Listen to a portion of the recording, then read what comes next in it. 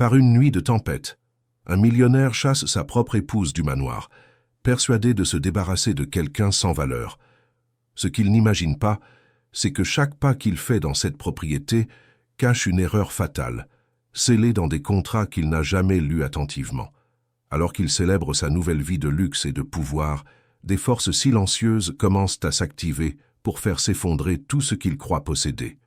C'est une histoire d'ego, d'humiliation et de la chute brutale de celui qui a confondu l'amour avec la domination et n'a jamais soupçonné qui commandait réellement. Avant de continuer, laissez un like, abonnez-vous à la chaîne et activez la cloche pour ne pas manquer des histoires aussi intenses que celle-ci, pleines de rebondissements et de justice inattendue. La pluie commençait à tomber à verse sur Neuilly-sur-Seine, l'un des quartiers les plus huppés de la région parisienne, lorsqu'Hélène descendit l'escalier de marbre, ne portant qu'une petite valise en cuir. Ses mains tremblaient, non pas de froid, mais d'un mélange d'indignation et de soulagement qu'elle ne savait pas encore nommer. Derrière elle, en haut des marches, Richard observait, les bras croisés et un sourire de satisfaction sur le visage. Il venait de prendre ce qu'il considérait comme la meilleure décision des 10 dernières années. Expulser cette femme simple de sa vie, de son hôtel particulier, de son empire. Pour lui, Hélène avait toujours été un poids, un souvenir gênant de l'époque où il n'était encore personne. Maintenant, à 45 ans, propriétaire de l'une des plus grandes entreprises de technologie du pays, il n'avait plus besoin de porter le fardeau d'une épouse qui préférait les livres poussiéreux aux soirées mondaines. La tempête au dehors semblait approuver sa décision, lavant symboliquement cette présence discrète qu'il jugeait n'avoir été qu'un obstacle sur le chemin de sa réussite. Richard rentra dans la demeure, ferma la porte en acajou massif et soupira de soulagement, comme quelqu'un qui se débarrasse enfin d'un engagement fastidieux. Il ne savait pas qu'il était en train de commettre la plus grande erreur de sa vie. Hélène s'arrêta sous la pluie quelques secondes, laissant les gouttes froides mouiller son visage et ses cheveux bruns. Elle ne pleura pas, n'implora pas, ne cria pas. Elle prit simplement une profonde inspiration, sortit son portable de la poche de son manteau et passa un unique appel. De l'autre côté du fil, une voix féminine répondit immédiatement. Hélène parla calmement, chaque mot mesuré et précis, comme quelqu'un qui prend enfin une décision longtemps repoussée. La conversation dura moins de 3 minutes. Lorsqu'elle raccrocha, elle se dirigea vers la rue, où une berline noire l'attendait déjà. Le chauffeur descendit rapidement, lui ouvrit la portière arrière et prit sa valise avec un respect révérencieux. Hélène monta dans le véhicule sans un regard en arrière, sans un dernier coup d'œil à l'hôtel particulier où elle avait vécu les 12 dernières années. Cette maison, ce terrain, cette vie entière étaient sur le point de changer de manière irréversible. Mais Richard ne le savait pas encore. Il était à l'intérieur, se servant un whisky hors de prix, trinquant seul à ce qu'il considérait comme sa libération. L'histoire d'Hélène et de Richard avait commencé bien différemment, 13 ans plus tôt, dans une petite librairie du quartier latin à Paris. Richard avait 32 ans et commençait à monter sa première start-up de logiciels. Il était ambitieux, plein de rêves et de projets, mais sans capital suffisant pour faire décoller ses idées. Il travaillait 18 heures par jour, dormait dans le bureau improvisé qu'il partageait avec 2 associés et survivait essentiellement de café et de sandwich. Cet après-midi pluvieux, il était entré dans la librairie pour s'abriter de l'orage et avait fini par bousculer une femme qui feuilletait un recueil de poésie. Les papiers que Richard transportait se répandirent sur le sol. Hélène se baissa immédiatement pour l'aider à ramasser les feuilles mouillées. Ils discutèrent. Elle lui recommanda un livre sur la gestion d'entreprise qu'elle avait lu récemment. Il fut impressionné par la culture et la simplicité de cette femme aux yeux bruns et au sourire discret. Ils prirent un café, puis un autre. 6 mois plus tard, ils étaient mariés. Richard croyait avoir trouvé la compagne parfaite, intelligente, cultivée, passionnée de littérature et surtout sans ambition matérielle qui pourrait entraver ses plans d'entreprise. Ce que Richard ne savait pas, car Hélène ne le lui avait jamais dit, c'est qu'elle venait de l'une des familles les plus traditionnelles et puissantes de France. Les de Valois-Beaumont contrôlaient depuis 3 générations un empire discret allant des investissements financiers aux participations dans de grands groupes de communication. Hélène était la fille unique d'Antoine de Valois-Beaumont, l'un des hommes les plus influents du pays, bien que peu de gens connaissent son visage ou son nom. La famille avait toujours opéré dans l'ombre, préférant le pouvoir réel à l'exposition médiatique. Hélène avait grandi dans un monde de privilèges, étudié dans les meilleures universités d'Europe, mais avait toujours ressenti un vide immense. Elle voyait les mariages arrangés de la haute société, les intérêts financiers déguisés en amour, les unions stratégiques qui n'étaient que de froides transactions. Quand elle avait rencontré Richard, elle avait vu quelque chose de différent. Un homme passionné par ce qu'il faisait, luttant pour ses rêves, authentique dans ses ambitions. Elle avait décidé de cacher sa véritable origine, d'utiliser uniquement le nom de sa mère et de vivre comme une femme ordinaire. Elle voulait être aimée pour qui elle était, non pour le nom qu'elle portait ou la fortune dont elle hériterait un jour. Pendant les 5 premières années de leur mariage, Hélène fut la partenaire parfaite. Elle soutenait Richard émotionnellement, organisait la modeste maison où il vivait, préparait des dîners pour ses associés et ne se plaignait jamais de ses longues absences. Mais en coulisses, elle faisait bien plus. Avec un accès à un réseau de contacts que Richard n'aurait jamais imaginé, Hélène ouvrait des portes qui semblaient impossibles. Quand son entreprise avait besoin d'un business angel, un entrepreneur intéressé surgissait. Quand un gros contrat était sur le point d'aller à un concurrent, les négociations changeaient soudainement de cap. Quand une crise financière faillit ruiner l'entreprise, un prêt avantageux apparut mystérieusement. Richard attribuait tout cela à son talent, à sa capacité de réseautage, à son flair pour les affaires. Il ne soupçonna jamais que chacune de ses réussites portait l'empreinte invisible d'Hélène. Elle déplaçait les pièces sur l'échiquier sans jamais apparaître.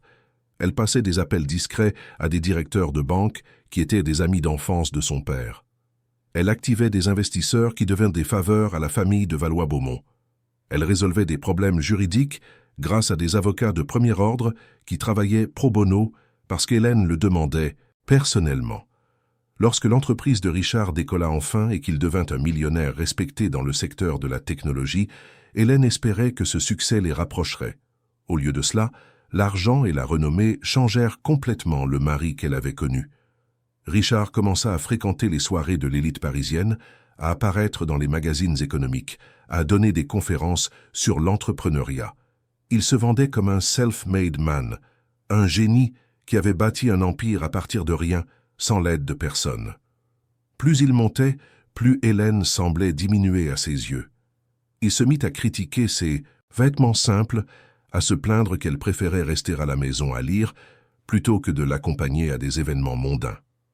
Il se mit à la comparer aux autres femmes de la haute société, toujours bien habillées, maquillées, parfumées, performantes. Hélène tenta de s'adapter quelquefois, mais ne parvenait pas à être ce qu'elle n'était pas. Elle restait la même femme discrète qui préférait une bonne conversation dans une librairie à un cocktail bruyant. Richard commença à la voir comme une épouse inadéquate pour le niveau qu'il avait atteint. L'hôtel particulier de Neuilly-sur-Seine fut acheté il y a 7 ans, lorsque l'entreprise de Richard atteignit son apogée en termes de valorisation. Il voulait quelque chose qui représente son pouvoir, son statut, son arrivée définitive au sommet. La propriété avait 1200 mètres carrés de surface habitable, une piscine chauffée, une salle de cinéma privée, une cave à vin climatisée, des jardins conçus par un paysagiste célèbre. Richard choisit chaque détail en pensant à impressionner. Hélène suivit tout en silence. Ce qu'il ne savait pas, c'est que le terrain de cette propriété ainsi que tous les biens immobiliers qu'il considérait comme siens étaient enregistrés à son nom. Depuis le début du mariage, sur l'insistance discrète d'Hélène et grâce à une structure juridique complexe, tous les biens acquis avaient été mis à son nom. Richard signait des papiers sans les lire, faisait aveuglément confiance aux avocats qu'Hélène lui recommandait, croyant qu'il ne s'agissait que de bureaucratie fiscale. En réalité, c'était un filet de protection, une stratégie soigneusement élaborée par Hélène et l'équipe juridique de la famille de Valois-Beaumont. L'idée était simple. Tant que Richard la respecterait et l'aimerait, il aurait accès à tout. Le jour où il l'humilierait ou la trahirait, il perdrait tout automatiquement. Ce jour était arrivé 3 heures plus tôt, lorsque Richard était rentré à la maison accompagné d'une femme blonde, de 20 ans sa cadette, et avait annoncé qu'il voulait le divorce. Il ne demanda pas, ne discuta pas. Il exigea simplement qu'Hélène fasse ses valises et quitte sa maison. Il la traita de ratée, de femme sans ambition, de poids mort qu'il avait traîné pendant trop d'années. Il dit qu'elle n'avait jamais contribué à rien, qu'elle n'avait été qu'une ombre dans sa vie brillante. La femme blonde rit à côté de lui, comme si cette scène était un spectacle divertissant. Hélène écouta tout en silence, avec une expression que Richard interpréta comme une résignation défaite.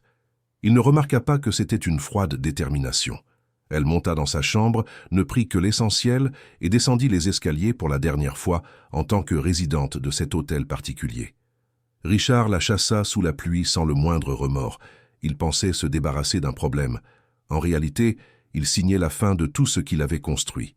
Richard se réveilla le lendemain matin avec un sentiment de victoire qu'il n'avait pas éprouvé depuis longtemps. Le soleil entrait par les immenses fenêtres de la chambre principale et illuminait le lit king-size où il avait dormi seul pour la première fois depuis des années. À côté de lui, sur la table de chevet, se trouvait le portable qui sonnait avec insistance depuis 7 heures du matin. Il ignora les premiers appels, préférant savourer cette sensation de liberté. Il se leva, enfila un peignoir en soie d'italienne et descendit à la cuisine, s'attendant à trouver le petit déjeuner préparé comme d'habitude. La cuisine était vide, aucun signe de la gouvernante, du cuisinier ou de tout autre employé. Richard fronça les sourcils, irrité par cette défaillance inacceptable du service. Il prit le téléphone et appela la gouvernante. L'appel tomba directement sur la messagerie vocale. Il essaya le chauffeur. Même chose. Le jardinier, l'agent de sécurité, la femme de ménage, tous les numéros tombaient sur la messagerie ou ne parvenaient tout simplement pas à aboutir. C'était trop étrange pour être une coïncidence. Richard sentit un nœud à l'estomac, mais écarta tout pressentiment négatif. Hélène avait probablement fait une scène dramatique aux employés avant de partir, et ils avaient pitié d'elle. Tout rentrerait bientôt dans l'ordre. Il se prépara son propre café, chose qu'il n'avait pas faite depuis des années, et s'assit à la table de la véranda pour consulter ses emails sur sa tablette. Le premier message qu'il vit lui fit bondir le cœur. Il provenait du service juridique de l'entreprise, avec copie pour lui et tous les directeurs. L'objet était direct. Audit extraordinaire initié. Richard ouvrit l'email, les mains soudainement tremblantes. Le message expliquait qu'un audit externe avait été demandé par l'un des principaux investisseurs et que tous les documents financiers des 5 dernières années devaient être mis à disposition immédiatement. Cela n'avait aucun sens. Richard connaissait personnellement chaque investisseur. Aucun d'eux n'avait jamais manifesté de méfiance ou demandé une telle chose sans en discuter au préalable. Il tenta d'appeler le directeur financier. L'appel fut pris, mais la voix de l'autre côté était étrangement formelle et distante. Le directeur l'informa qu'il suivait les ordres et ne pouvait pas discuter des détails pour le moment. Avant que Richard ne puisse protester, la communication fut coupée. Quelque chose n'allait vraiment pas.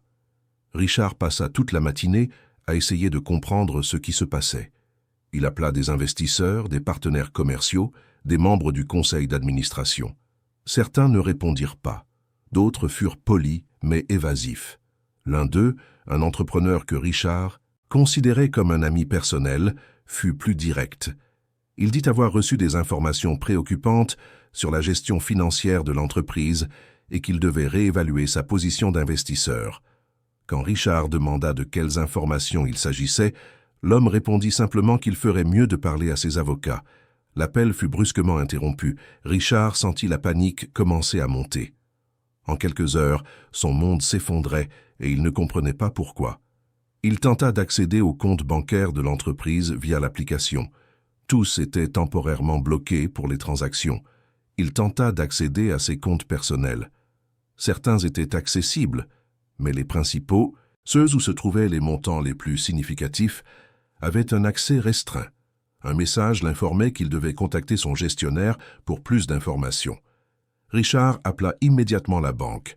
Il resta 40 minutes en ligne avant d'être enfin pris en charge par un gestionnaire dont il n'avait jamais entendu parler. Le gestionnaire fut poli, mais inflexible. Il l'informa qu'il avait été notifié par voie de justice d'un litige patrimonial et que, jusqu'à la résolution de l'affaire, certains comptes resteraient temporairement gelés. Richard explosa. Il cria que c'était absurde, qu'il était le propriétaire de ses comptes, qu'il allait poursuivre la banque. Le gestionnaire garda son calme et expliqua qu'il ne faisait que se conformer à une décision de justice.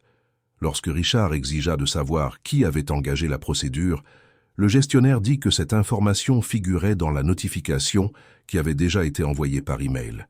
Richard lui raccrocha au nez et se précipita vers son ordinateur.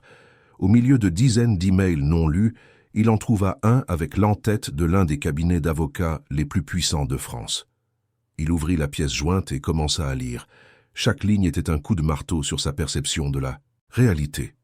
Hélène de Valois-Beaumont avait déposé une demande de séparation de biens et, dans le cadre de la procédure, avait sollicité le blocage préventif de tous les actifs acquis pendant le mariage. Le document listait des propriétés, des investissements, des véhicules, des actions de l'entreprise. Richard lut tout cela avec une incrédulité croissante. Comment Hélène pouvait-elle réclamer la séparation de ses biens si rien de tout cela ne lui appartenait? Il avait tout construit seul, avec son travail, son talent, son dévouement. Hélène n'avait jamais travaillé, n'avait jamais contribué financièrement à quoi que ce soit. Mais la page suivante du document lui fit perdre pied. C'était une liste détaillée de tous les biens immobiliers enregistrés au nom d'Hélène, y compris l'hôtel particulier où il se trouvait à cet instant. Il y avait des certificats, des actes de propriété, des documents notariés. Tout indiquait que la propriété légale de pratiquement tout ce que Richard considérait comme sien était en fait enregistrée au nom de son épouse. Il examina les documents 2, 3, 4 fois, cherchant une erreur, une falsification, une faille. Il n'y en avait aucune. Tout était parfaitement légal et documenté.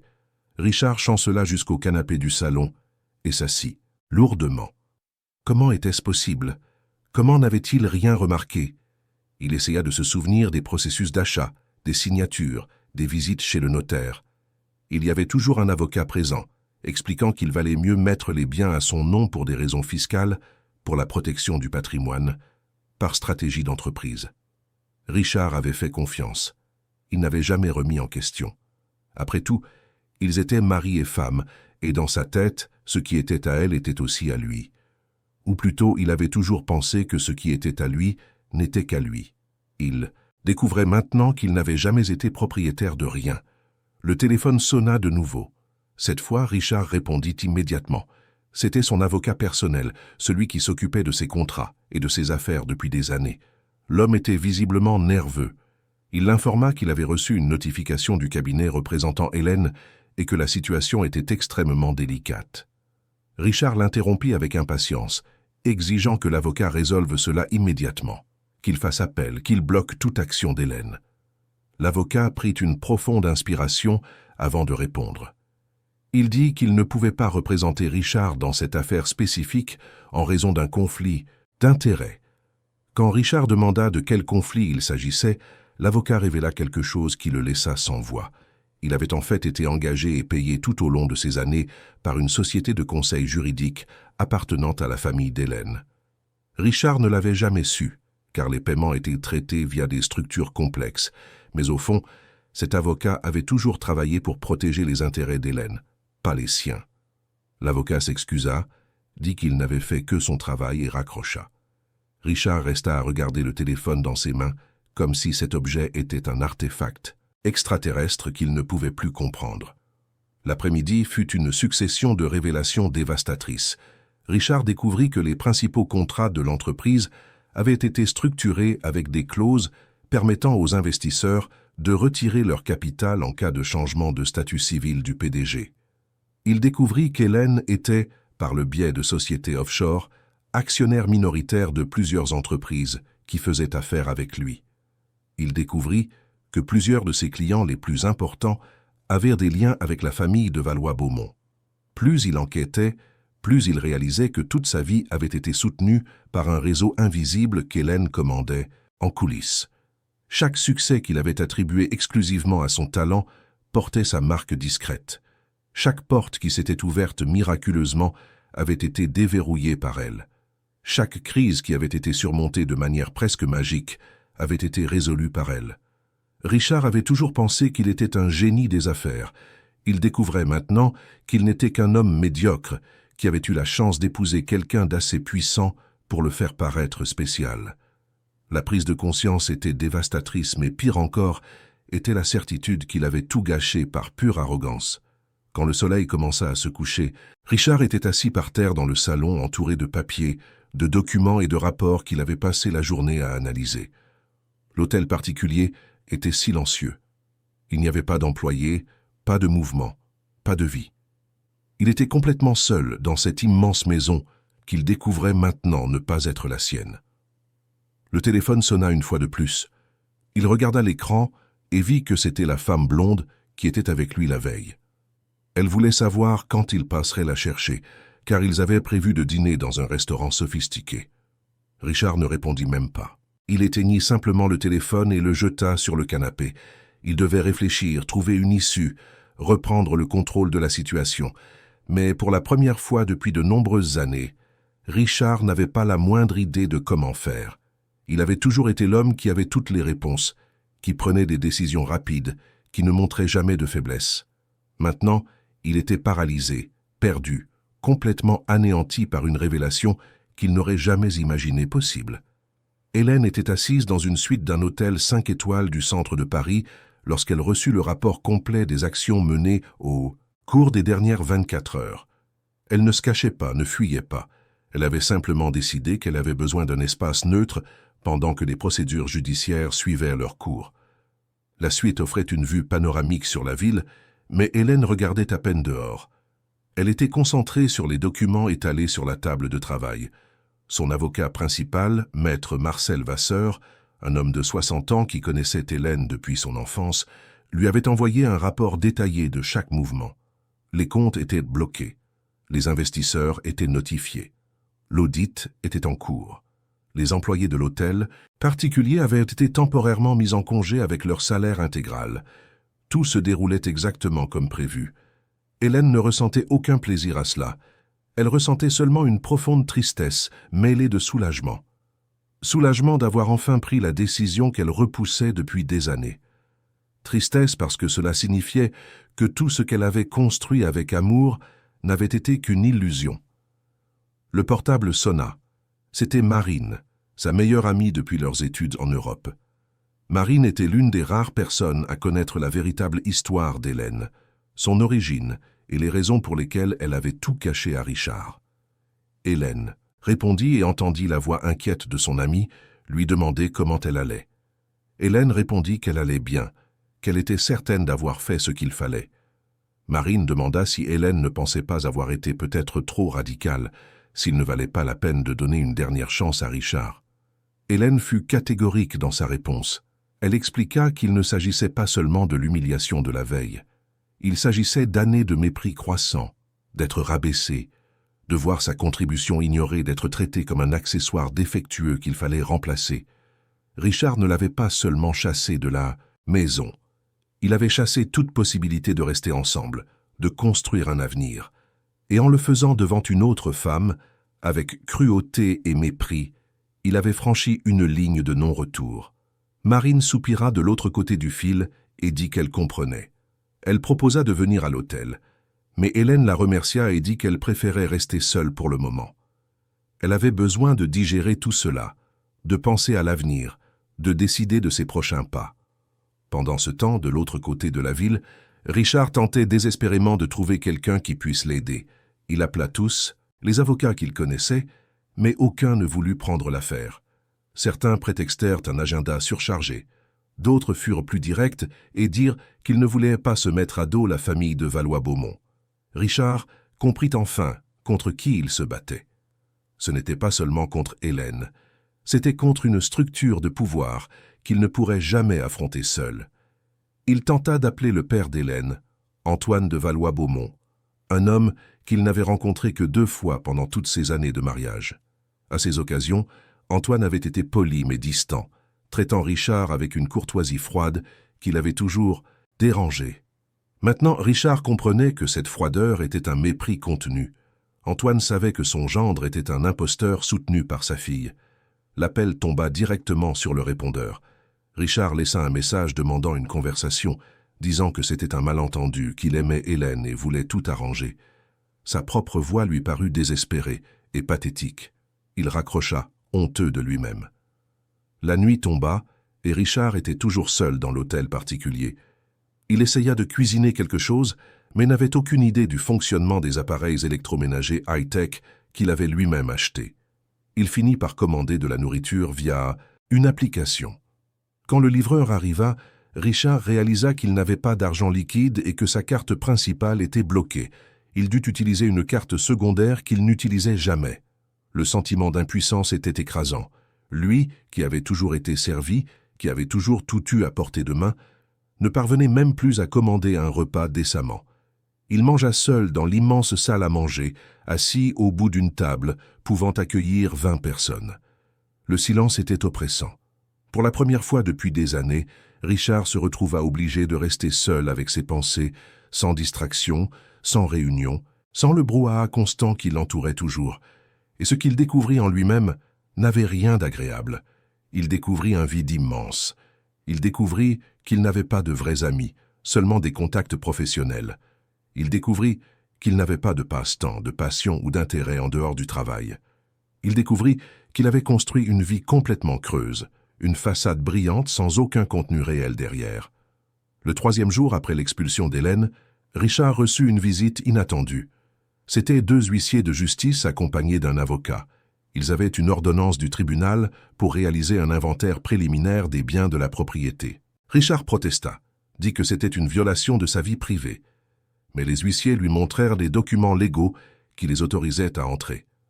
Pendant 2 heures, ils photographièrent, cataloguèrent et enregistrèrent chaque objet de valeur de la demeure. Tableaux, sculptures, meubles, appareils électroniques, tout fut documenté. Quand ils eurent terminé, l'un des huissiers remit à Richard une notification formelle. Il avait 30 jours pour quitter la propriété, 30 jours pour quitter la maison qu'il considérait comme la sienne. Richard lut la notification, les mains tremblantes. Pour la première fois, la dimension réelle de ce qui se passait devint concrète. Il ne perdait pas seulement un accès temporaire à de l'argent. Il était expulsé. Il allait se retrouver littéralement sans abri s'il ne trouvait pas de solution. L'humiliation était gigantesque. Lui, qui quelques jours plus tôt avait chassé sa femme sous la pluie avec arrogance, faisait maintenant face au même sort.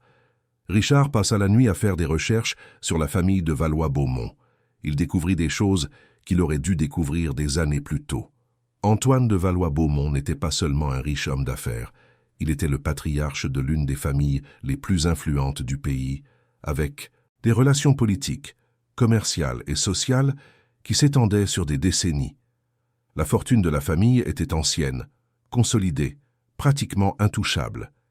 Il y avait des de Valois-Beaumont dans les conseils d'administration de grandes entreprises, dans des fondations culturelles, dans des institutions financières internationales.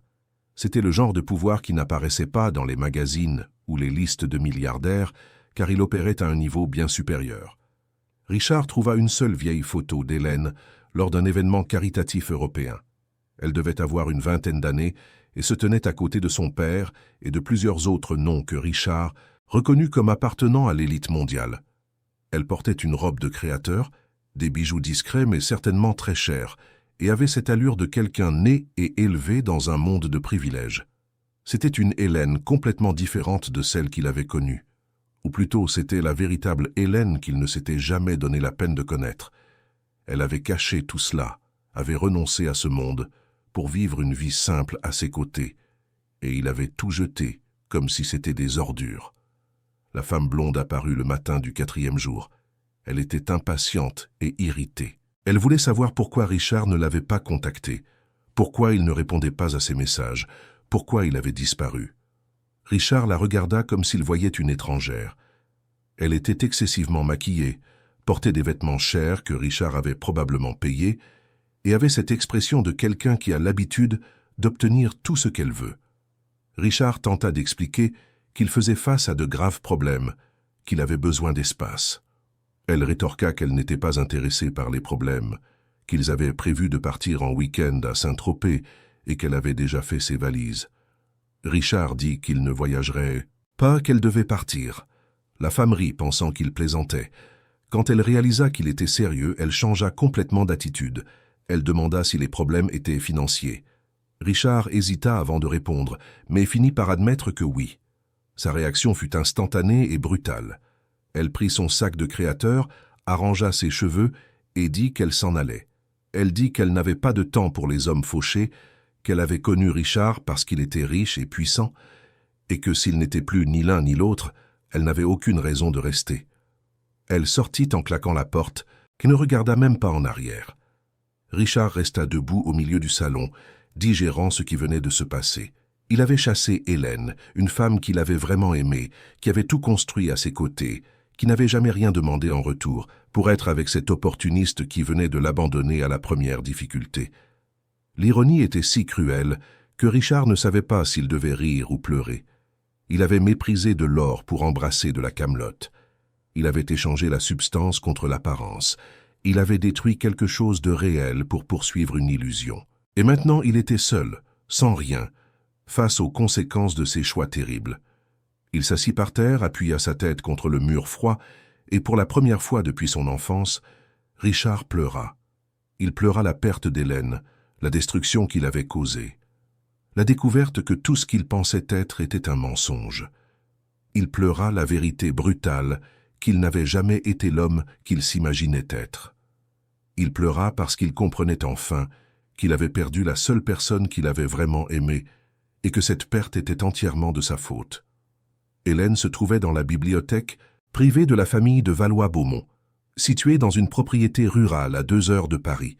Elle avait décidé de s'éloigner de la ville quelques jours pour réfléchir clairement et digérer tout ce qui se passait. La bibliothèque était son endroit préféré depuis l'enfance, un espace immense avec des étagères en acajou allant du sol au plafond, rempli de premières éditions et d'ouvrages rares collectionnés par des générations de la famille. Elle feuilletait un exemplaire de Marcel Proust lorsque son père entra dans la pièce. Antoine de Valois-Beaumont avait 70 ans, les cheveux entièrement blancs, et cette allure aristocratique de quelqu'un né dans le luxe, mais qui ne s'était jamais laissé amollir par celui-ci. Il s'assit dans le fauteuil en cuir en face de sa fille et resta silencieux quelques instants, l'observant simplement. Hélène ferma le livre et croisa le regard de son père. Elle savait que cette conversation finirait par arriver. Antoine commença par dire qu'il avait tout suivi, qu'il connaissait chaque détail de ce que Richard avait fait et qu'il soutenait entièrement sa décision. Mais il voulait comprendre une chose. Pourquoi Hélène avait-elle attendu si longtemps pour agir? Hélène soupira et commença à expliquer. Elle dit que, pendant des années, elle avait cru que Richard changerait, que la phase d'arrogance n'était qu'un moment d'adaptation au succès, qu'ils finiraient par réaliser la valeur de ce qu'ils avaient ensemble. Elle avait attendu parce qu'elle aimait l'homme qu'il avait été au début, ce Richard passionné par ses projets, humble, travailleur. Elle avait continué d'attendre parce qu'elle espérait que cet homme existait encore quelque part, caché sous des couches d'ego et d'ambition.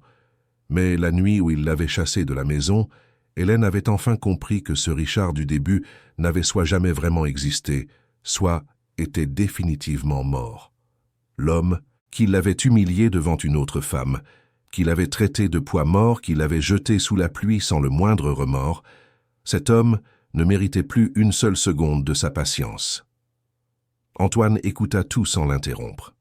Quand Hélène eut fini de parler, il se leva, se dirigea vers une étagère et prit une vieille enveloppe. Il revint et la tendit à sa fille. Il dit qu'il l'avait gardée pendant des années, espérant ne jamais avoir à la lui montrer, mais que maintenant elle devait tout savoir. Hélène ouvrit l'enveloppe et y trouva plusieurs documents. C'étaient des rapports, d'enquêtes privées sur Richard, menés par l'équipe de sécurité de la famille pendant les premières années de leur relation. Antoine expliqua que lorsqu'Hélène avait présenté Richard à la famille, il avait immédiatement fait enquêter sur le jeune homme. C'était une procédure standard, rien de personnel. Les rapports montraient que Richard venait d'une famille de classe moyenne inférieure, avait un historique de dette pendant ses études, était ambitieux et avait une relation compliquée avec sa mère, qu'il avait élevée seule après que son père les eut abandonnés quand il avait 10 ans. Il n'y avait rien de criminel ou de grave, mais il y avait des traits de personnalité préoccupants. Les psychologues consultés par l'équipe de sécurité avaient relevé des tendances narcissiques, un besoin excessif de validation externe et une possible propension à développer un complexe de supériorité en cas de succès financier.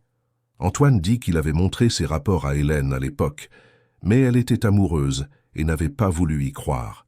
Elle avait défendu Richard, dit que les gens pouvaient changer, que l'amour transformait. Antoine avait respecté la décision de sa fille, mais avait maintenu une surveillance discrète au fil des ans, juste pour s'assurer qu'elle était en sécurité. Les rapports avaient continué à être produits pendant le mariage. Hélène les lut avec une tristesse croissante. Il y avait des documents sur des rencontres secrètes que Richard avait eues avec d'autres femmes au fil des ans. Ce n'étaient pas des liaisons sérieuses, juste des flirts, des dîners suspects, des messages inappropriés. Rien qui ne constitue une trahison définitive, mais qui montrait un schéma de manque de respect et de comportement inapproprié pour un homme marié. Il y avait aussi des enregistrements de conversations que Richard avait eues avec des collègues entrepreneurs lors de fêtes et d'événements, où il se vantait de ses exploits et rabaissait Hélène, la qualifiant d'épouse décorative, disant qu'elle ne comprenait rien aux affaires, faisant des blagues sur son amour des livres. Hélène sentit une douleur aiguë dans la poitrine en lisant cela. Elle avait toujours su, à un certain niveau, que Richard ne la valorisait pas comme il aurait dû. Mais voir documenté, noir sur blanc, l'étendue de son mépris, c'était comme recevoir de petits coups de couteau répétés. Antoine posa la main sur l'épaule de sa fille et dit qu'il était désolé qu'elle l'ait découvert de cette manière. Hélène essuya une larme qui insistait pour couler et remercia son père de l'avoir protégée toutes ces années. Antoine révéla alors quelque chose de plus. Il dit que lorsque Richard avait commencé à lui manquer de respect publiquement, il y a environ 3 ans, il avait envisagé d'intervenir directement.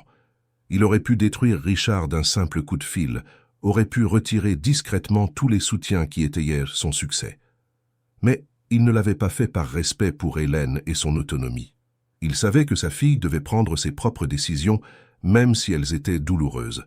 Cependant, il n'allait pas non plus permettre à Richard de garder quoi que ce soit qui ne lui appartenait pas légalement. C'est pourquoi, depuis le début du mariage, toute la structure patrimoniale avait été montée de manière à protéger Hélène. Tous les biens avaient été mis à son nom. Tous les contrats importants avaient des clauses qui protégeaient ses intérêts. C'était un filet de sécurité invisible, construit avec patience et précision au fil des ans. Quand Richard avait finalement franchi la ligne et chassé Hélène de la maison, ce filet s'était activé automatiquement. Antoine expliqua que ce n'était pas Hélène qui avait demandé le blocage des comptes ou l'audit. C'étaient les avocats de la famille, suivant des protocoles préétablis. Quand Hélène avait passé cet unique appel la nuit où elle avait été expulsée, elle n'avait dit qu'une phrase simple à son avocate. Cela avait suffi à tout mettre en mouvement. Hélène resta silencieuse quelques minutes, absorbant toutes ces informations. Elle demanda alors à son père ce qui allait se passer maintenant. Antoine expliqua que cela dépendait d'elle. Si elle voulait détruire Richard complètement, c'était possible. Ils avaient des preuves d'irrégularité fiscale, de pratiques douteuses dans certaines affaires, de contrats qui n'avaient pas été exécutés de manière totalement transparente. Rien de tout cela n'avait été créé ou inventé. Richard avait tout fait seul au fil des ans, croyant que sa position le rendait intouchable. Si ces informations étaient révélées, il pourrait faire face à des poursuites, de lourdes amendes, peut-être même des conséquences plus graves. Mais Antoine précisa que cette décision appartenait à Hélène.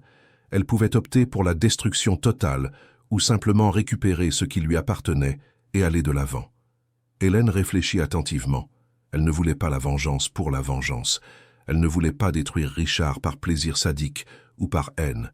Mais elle ne pouvait pas non plus simplement laisser passer ce qu'il avait fait. Elle décida de suivre une voie intermédiaire. Elle récupérerait tout ce qui lui appartenait légalement, s'assurerait que Richard comprenne complètement l'erreur qu'il avait commise, mais n'activerait pas les informations sur les irrégularités, à moins qu'il n'essaie de jouer un sale jeu. Pendant ce temps, Richard avait enfin réussi à engager un avocat.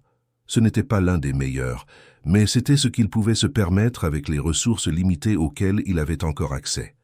L'avocat, un homme de 50 ans nommé Maître Maurice, analysa tous les documents et donna à Richard la nouvelle qu'il ne voulait pas entendre.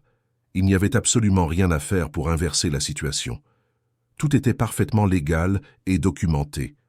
Les biens étaient au nom d'Hélène, parce que Richard avait signé des documents les lui transférant. Il avait été stupide, mais ce n'était pas illégal. Le blocage des comptes était temporaire et faisait partie du processus normal de séparation de biens. L'avocat expliqua que la seule chose que Richard pouvait faire était d'essayer de négocier un accord, d'accepter la séparation aux conditions proposées par Hélène et d'espérer qu'elle soit un minimum généreuse. Richard explosa. Il dit qu'il n'accepterait pas cela, qu'il se battrait, qu'il engagerait les meilleurs avocats du pays. Maître Maurice soupira et fut direct. Il demanda avec quel argent Richard prévoyait d'engager ses avocats, puisque la plupart de ses ressources étaient bloquées ou en fait appartenaient à Hélène. Richard n'eut pas de réponse. La réalité était cruelle et indéniable. Le lendemain, Richard reçut une proposition formelle d'accord de divorce. Les termes étaient clairs. Hélène garderait tous les biens immobiliers, puisqu'ils étaient légalement à son nom. Elle garderait les actions de l'entreprise qui étaient à son nom. Elle garderait les investissements qui, encore une fois, étaient à son nom. Richard pourrait conserver son poste dans l'entreprise, à condition de passer par un processus de supervision du conseil d'administration et d'accepter des audits réguliers. Il pourrait conserver un salaire de dirigeant, considérablement réduit par rapport à ce qu'il recevait, mais toujours confortable. Il aurait 6 mois pour trouver un nouveau logement, période pendant laquelle il pourrait rester dans l'hôtel particulier en payant un loyer symbolique. Après cette période, il devrait partir définitivement. C'était une proposition qui, selon les mots de Maître Maurice, était extrêmement généreuse, étant donné qu'Hélène aurait pu simplement tout prendre et laisser Richard à la rue. Richard lut les termes avec un mélange de colère, d'humiliation et un soulagement croissant. Au moins, il ne serait pas complètement détruit. Il aurait de quoi reconstruire quelque chose. Mais l'humiliation de devoir accepter la générosité de la femme qu'il avait chassée était presque insupportable. Richard passa une semaine entière enfermé dans l'hôtel particulier, évitant de sortir, évitant de parler à qui que ce soit. Il réexaminait constamment les documents, essayant de trouver une faille, une issue, mais il n'y en avait aucune. Chaque jour qui passait, il comprenait davantage l'ampleur de ce qu'il avait perdu. Ce n'était pas seulement la fortune matérielle, c'était la confiance de quelqu'un qui l'avait aimé inconditionnellement. C'était le respect d'une femme extraordinaire qui avait choisi de vivre une vie simple à ses côtés. C'était la chance d'avoir été véritablement heureux avec quelqu'un de réel, au lieu de poursuivre des validations vides et des relations superficielles. Un après-midi, il décida qu'il devait sortir de cette maison, ne serait-ce que pour quelques heures. Il enfila des vêtements simples, chose qu'il n'avait pas faite depuis des années, prit l'une des voitures les plus discrètes du garage et conduisit sans destination précise. Il finit par s'arrêter devant la même librairie où il avait rencontré Hélène 13 ans plus tôt. L'endroit était exactement comme il s'en souvenait. Les mêmes étagères en bois, la même odeur de papier et de café, la même atmosphère accueillante. Richard entra et commença à déambuler entre les rayons, touchant le dos des livres sans vraiment prêter attention au titre. C'est alors qu'il la vit. Ce n'était pas Hélène, mais une femme qui lui ressemblait, du même âge, avec la même manière discrète de feuilleter un recueil de poésie. Richard l'observa à distance et soudain fut submergé par un souvenir vivace de cette première rencontre. Hélène lisait Simone de Beauvoir quand il l'avait bousculée. Les papiers s'étaient éparpillés et elle s'était baissée pour l'aider sans hésiter. Ils avaient parlé de livres, de rêves, de la vie. Richard se souvint qu'à ce moment-là, il avait ressenti une connexion authentique, quelque chose qu'il n'avait jamais connu auparavant. Hélène n'était pas impressionnée par ses ambitions d'entreprise. Elle s'intéressait à qui il était en tant que personne, à ses opinions sur la littérature, à sa vision du monde. C'était à la fois rafraîchissant et terrifiant. Rafraîchissant parce que c'était réel, terrifiant parce que cela signifiait qu'il devrait être vulnérable. Pendant les premières années de leur mariage, Richard s'était permis d'être cette personne vulnérable. Mais à mesure que le succès arrivait, il avait construit des couches et des couches de protection, jusqu'à ce que la personne réelle soit complètement cachée sous le personnage de l'homme d'affaires prospère. Et maintenant, debout dans cette librairie, Richard réalisa qu'il avait perdu non seulement Hélène, mais aussi lui-même. Il sortit de la librairie sans rien acheter et se rendit dans un petit parc voisin. Il s'assit sur un banc et observa les gens. Des couples se promenant, main dans la main, des familles pique-niquant, des enfants jouant.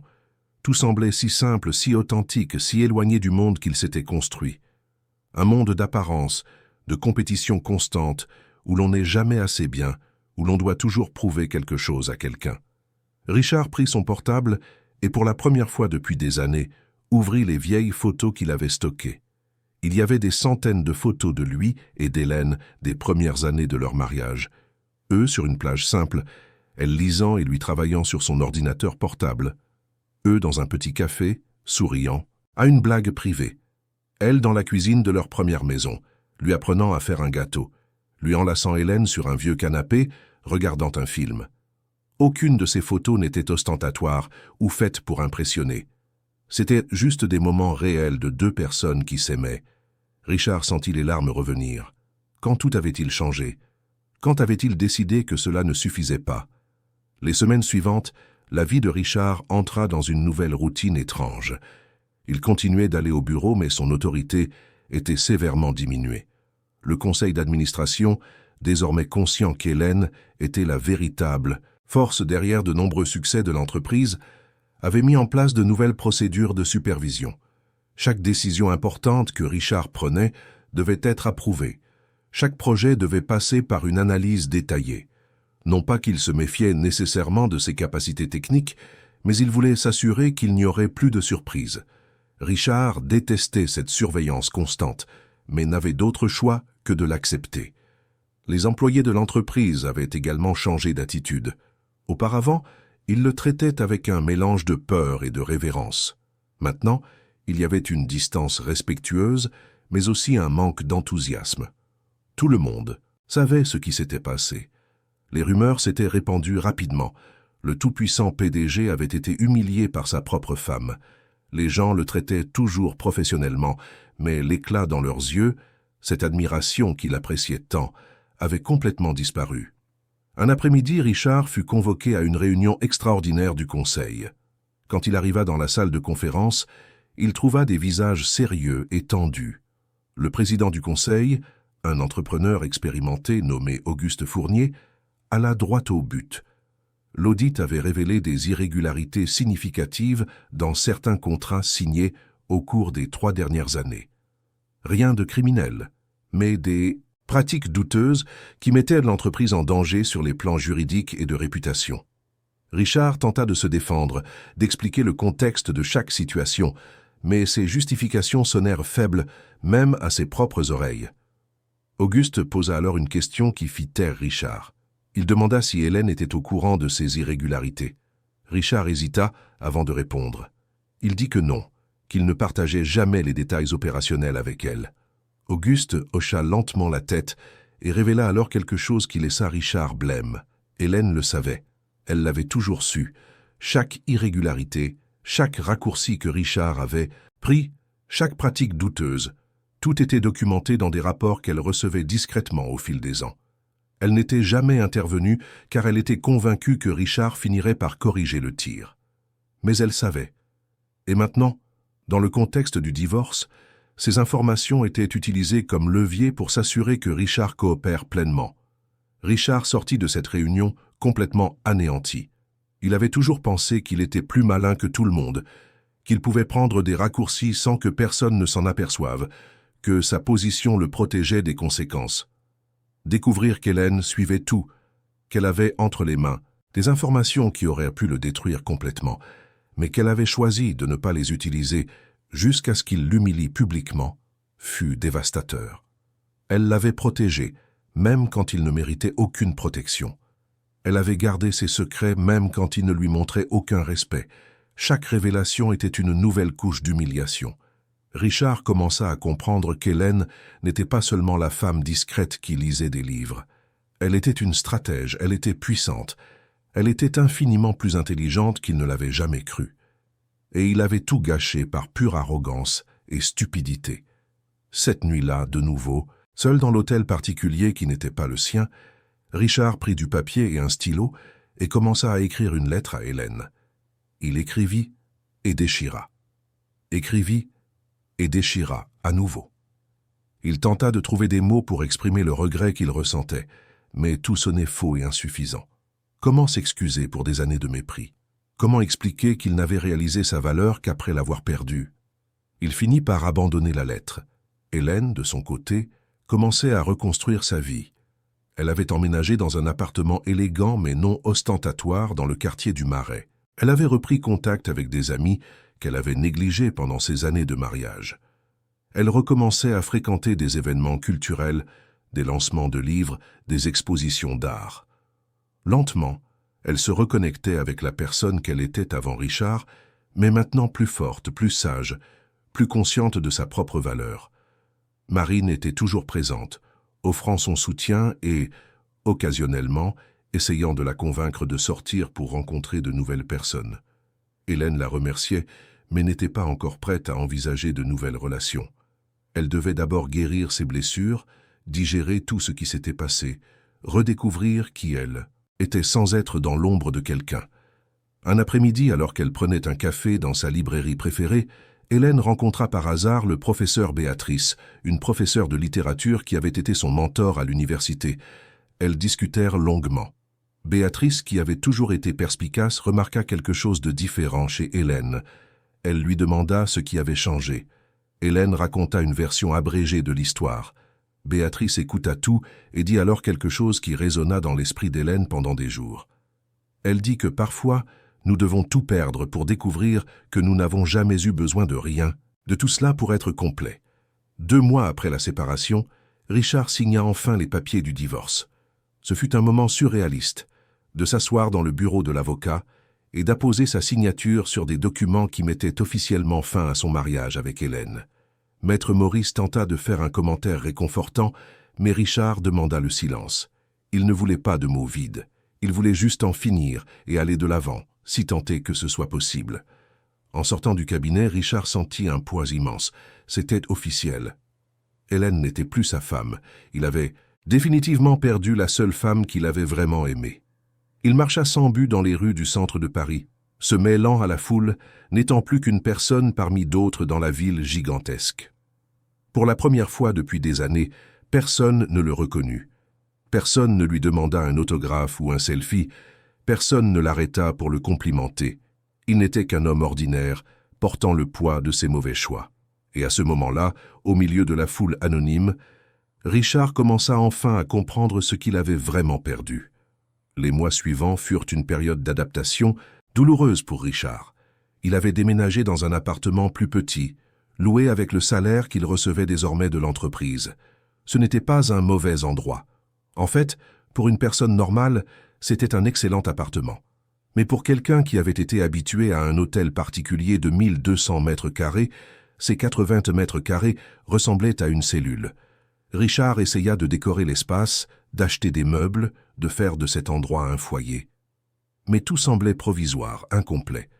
Il découvrit qu'il n'avait aucune aptitude à transformer un espace en quelque chose d'accueillant. Hélène avait toujours fait ça. Elle choisissait les couleurs, les meubles, les détails qui faisaient d'une maison un endroit où l'on voulait être. Sans elle, Richard achetait simplement des objets chers et les dispersait dans l'appartement, ce qui donnait un espace qui ressemblait plus à une salle d'exposition de magasin de meubles qu'à un lieu de vie. Il passait la plupart de son temps au bureau, travaillant de longues heures, non par nécessité, mais parce que retourner dans cet appartement vide était trop déprimant. L'entreprise traversait une restructuration importante. Les investisseurs, une fois conscients de la véritable dynamique de pouvoir qui avait soutenu le succès de Richard, décidèrent de mettre en œuvre des changements profonds. Ils engagèrent un directeur financier externe, quelqu'un sans lien avec Richard, pour garantir une transparence totale. Ils firent appel à des consultants pour revoir les processus et éliminer les pratiques douteuses que l'audit avait révélées. Richard assistait à tout cela avec un mélange de ressentiment et de résignation. Son autorité était réduite à une fraction de ce qu'elle avait été. Il était toujours PDG sur le papier, mais en pratique, chaque décision importante passait par de multiples niveaux d'approbation. Les employés les plus anciens, ceux qui le connaissaient depuis le début, le traitaient avec un mélange de pitié et de malaise. Les plus jeunes le voyaient simplement comme un cadre de plus, sans l'aura spéciale qui l'entourait autrefois. Richard se sentait comme un fantôme dans sa propre entreprise, présent mais sans importance. La seule chose qui le retenait était l'orgueil tenace de ne pas abandonner et, bien sûr, la nécessité du salaire pour survivre. C'est pendant cette période que Richard commença une thérapie. Ce ne fut pas une décision volontaire. Le conseil d'administration de l'entreprise lui suggéra fortement de chercher une aide professionnelle, dans le cadre de l'accord pour le maintenir au poste de PDG. Richard résista au début, y voyant une humiliation de plus, mais finit par accepter. Le thérapeute, le docteur Fernand, était un homme d'une 60aine d'années, à la voix douce et au regard perçant. Lors des premières séances, Richard restait sur la défensive, donnant des réponses courtes, refusant d'approfondir quelque sujet que ce soit. Mais Fernand était patient et habile. Il ne le pressait pas, posait simplement des questions simples qui, peu à peu, commencèrent à fissurer l'armure que Richard s'était construite. Lors d'une séance particulièrement difficile, Fernand demanda à Richard quand il s'était senti véritablement heureux pour la dernière fois. Richard réfléchit longuement. Il essaya de se souvenir d'un moment récent, d'une réussite professionnelle, d'une fête luxueuse, mais rien ne lui venait à l'esprit. Finalement, un souvenir émergea. Lui et Hélène sur le vieux canapé de leur premier appartement, elle lisant à voix haute des passages d'un roman qui l'émouvait, lui faisant semblant de travailler sur son ordinateur portable, mais en réalité, n'écoutant que sa voix. Ce moment simple, sans rien de spécial, était le dernier souvenir authentique de bonheur qu'il parvenait à retrouver. Le docteur Fernand lui demanda pourquoi il pensait que ce moment était spécial. Richard tenta d'articuler, mais les mots sortaient difficilement. Il dit qu'à cette époque, il n'avait rien à prouver à personne. Il était juste lui-même, un homme construisant une vie aux côtés de la femme qu'il aimait. Il n'y avait pas de pression pour impressionner, pour être le meilleur, pour être toujours au sommet. Il y avait juste le sentiment confortable d'être avec quelqu'un qui l'acceptait complètement, défaut compris. Fernand hocha la tête et posa alors la question qui allait changer le cours de la thérapie. Il demanda quand Richard avait décidé que cela ne suffisait pas. Richard resta silencieux pendant de longues minutes. La séance se termina sans qu'il ait pu répondre, mais cette question le hanta les jours suivants. Quand exactement avait-il décidé que l'amour, la complicité et une vie simple ne suffisaient pas? Quand avait-il troqué la substance contre le statut? Richard commença à revisiter ses souvenirs, essayant d'identifier le point de bascule. Il réalisa qu'il n'y avait pas eu de moment précis. C'était un processus graduel, une lente érosion de valeurs qu'il n'avait même pas remarquée. Pendant que Richard luttait avec ses démons intérieurs, Hélène s'épanouissait. Elle avait accepté une invitation à donner des conférences sur la littérature dans une prestigieuse université privée parisienne. Elle n'avait pas besoin de l'argent, évidemment, mais elle avait accepté parce qu'elle aimait enseigner, aimait partager sa passion pour les livres. Les étudiants l'adoraient. Elle avait une façon d'expliquer des textes complexes qui les rendaient accessibles sans les simplifier à l'excès. Elle apportait des éclairages profonds, mais toujours avec humilité, sans jamais être pédante ou condescendante. Après les cours, un groupe d'étudiants l'invitait souvent à poursuivre les discussions dans un café voisin. Hélène acceptait avec plaisir. Ces conversations lui rappelaient pourquoi elle aimait la littérature en premier lieu. Il ne s'agissait pas d'impressionner ou de faire étalage de ses connaissances. Il s'agissait de se connecter avec d'autres personnes à travers des histoires, d'explorer ensemble la complexité de l'expérience humaine. L'un des étudiants, un jeune homme d'une 20aine d'années nommé Philippe, lui demanda un jour pourquoi Hélène enseignait là, plutôt que dans une grande université publique. Hélène sourit et dit qu'elle était exactement là où elle voulait être. Philippe commenta alors qu'elle semblait différente des autres professeurs, plus légère, plus présente. Hélène le remercia pour le compliment et ne dit rien, mais à l'intérieur, elle ressentit une joie sincère. On la voyait, pas comme la femme de quelqu'un, pas comme l'héritière d'une famille puissante, comme elle-même. Marine organisa une petite réunion pour célébrer l'anniversaire d'Hélène. Rien de grandiose, juste quelques amis proches, du vin, une musique douce et de la bonne nourriture. Hélène était radieuse. Elle portait une robe simple mais élégante. Il y avait quelque chose de différent sur son visage. Les rides d'inquiétude qui marquaient son front pendant les dernières années de son mariage avaient disparu. Ses yeux brillaient à nouveau. Une des amies commenta qu'elle ne l'avait jamais vue aussi belle. Hélène rit et dit que ce devait être le vin. Mais toutes savaient que ce n'était pas le cas. C'était la liberté. C'était le sentiment de pouvoir enfin être qui elle était vraiment, sans avoir à cacher son intelligence, sa culture, son pouvoir. Pendant la fête, Marine la prit à part et lui demanda si elle avait des nouvelles de Richard. Hélène dit que non, qu'elle n'avait pas cherché à en avoir. Marine révéla alors qu'elle l'avait croisé par hasard dans la rue quelques semaines auparavant. Elle dit qu'il était différent, plus mince, avec un air fatigué. Elle l'avait salué et avait essayé de discuter. Mais Richard avait été poli mais distant. Il semblait avoir honte. Hélène écouta tout sans montrer d'émotion.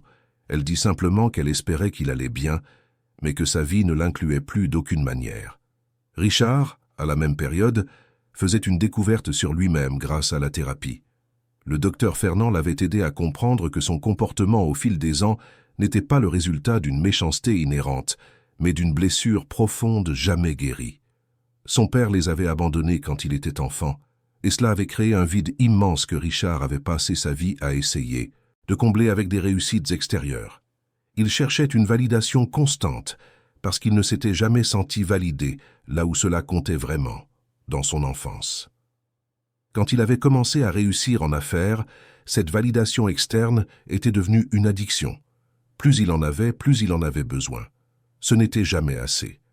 Et Hélène, qui l'aimait inconditionnellement, représentait l'opposé de ce qu'il cherchait. Elle ne l'admirait pas pour ses réussites. Elle l'aimait malgré ses défauts. Cela aurait dû être libérateur, mais pour Richard, habitué à devoir constamment prouver sa valeur, c'était menaçant. Il avait inconsciemment commencé à dévaloriser ce qu'Hélène offrait parce que ce n'était pas basé sur la performance, les résultats, l'impression. C'était de l'amour authentique. Et Richard, aussi triste que ce soit de l'admettre, ne savait pas comment recevoir ou rendre un amour authentique. Cette prise de conscience fut dévastatrice mais aussi libératrice. Richard comprit enfin qu'il avait saboté son mariage, non pas parce qu'Hélène était inadéquate, mais parce qu'il était incapable d'accepter quelque chose de réel. Il avait préféré l'illusion d'une admiration superficielle qui venait avec le succès et l'argent. Lors d'une séance particulièrement difficile, Richard pleura abondamment. Le docteur Fernand lui tendit simplement une boîte de mouchoirs et attendit. Quand Richard se calma enfin, il dit quelque chose qui le surprit lui-même. Il dit qu'il remerciait Hélène d'avoir enfin mis un terme à tout cela. Si elle n'avait pas pris cette mesure drastique, il aurait continué à vivre cette mascarade, de plus en plus vide, de plus en plus perdu. Son expulsion de la maison et toutes les conséquences qui s'en étaient suivies étaient, d'une manière perverse, un cadeau douloureux, mais nécessaire. C'était comme si elle avait tenu un miroir devant lui et l'avait forcé à voir qui il était vraiment, au lieu de celui qu'il prétendait être. Richard ne savait pas s'il parviendrait un jour à se pardonner, mais pour la première fois depuis longtemps, il commençait à comprendre. 1 an s'était écoulé depuis la nuit fatidique où Richard avait chassé Hélène de la maison. La date arriva et passa sans qu'il s'en aperçoive au début, mais quand il s'en rendit compte, le poids de la symbolique fut écrasant. Une année entière de conséquences, de leçons douloureuses, de reconstructions forcées. Richard était dans son appartement au milieu d'une nuit d'insomnie quand il réalisa la date. Il prit son portable et, pour la première fois depuis des mois, ouvrit les réseaux sociaux d'Hélène. Elle ne publiait pas souvent, mais il y avait quelques photos récentes. Hélène, lors d'une conférence à l'université, souriant en interagissant avec les étudiants. Hélène à une exposition d'art aux côtés de Marine et d'autres amis. Hélène dans une librairie, tenant un livre fraîchement publié. Sur toutes les photos, elle semblait radieuse. Ce n'était pas un bonheur de façade, celui que les gens mettent en scène pour les caméras. C'était quelque chose d'authentique, une sérénité qui venait de l'intérieur. Richard sentit un pincement au cœur. Elle allait visiblement mieux, sans lui. Ce n'était pas seulement l'apparence physique, même si elle était vraiment plus belle. C'était quelque chose de plus profond. Elle semblait libre. Pendant ce temps, il était piégé dans un cycle de regrets et d'auto-accusation. Richard ferma l'application et décida qu'il devait faire quelque chose de productif de cette insomnie. Il alla chercher une boîte qu'il gardait dans un placard, remplie d'objets personnels qu'il avait emportés de l'hôtel particulier. Il y avait de vieilles photos, des lettres qu'Hélène lui avait écrites les premières années de leur mariage, de petits cadeaux qu'elle lui avait offerts pour des anniversaires et des occasions spéciales. Il commença à tout revoir un par un. Il y avait une lettre qu'Hélène avait écrite pour leur 3e anniversaire de mariage. Richard l'ouvrit et la lut. Elle y parlait de sa gratitude de l'avoir rencontré, de son admiration pour son dévouement au travail, de la chance qu'elle avait de se réveiller chaque jour à ses côtés. Elle terminait en disant que peu importait où ils étaient ou ce qu'ils avaient, tant qu'ils étaient ensemble, elle serait heureuse. Richard lut ces mots et sentit une douleur physique dans la poitrine. Elle l'avait aimé ainsi, inconditionnellement, et il avait tout gâché. Il y avait un petit carnet que Richard ne se souvenait pas d'avoir vu auparavant. Il l'ouvrit et découvrit que c'étaient des notes d'Hélène, des pensées aléatoires, des extraits de poèmes qu'elle aimait, des réflexions sur les livres qu'elle lisait. Et au milieu de tout cela, il y avait des notes sur lui, de petites observations sur des choses qu'elle admirait, sur des moments qui la rendaient heureuse. Chaque page était un témoignage de son amour, documenté par des mots qui n'avaient jamais été destinés à être lus par quelqu'un d'autre. C'était de l'intimité pure, et Richard se sentit comme un intrus en les lisant, mais ne put s'arrêter. Sur l'une des pages, datée d'environ 3 ans plus tôt, le ton changeait. Hélène écrivait qu'elle se sentait de plus en plus invisible, que Richard semblait regarder à travers elle plutôt que la regarder. Mais même là, au milieu de la douleur, il y avait de l'espoir. Elle écrivait qu'elle était sûre que ce n'était qu'une phase, que l'homme qu'elle aimait était toujours là quelque part, juste temporairement perdu dans le succès. Elle se promettait d'être patiente, de continuer à l'aimer, d'attendre qu'il la revoie.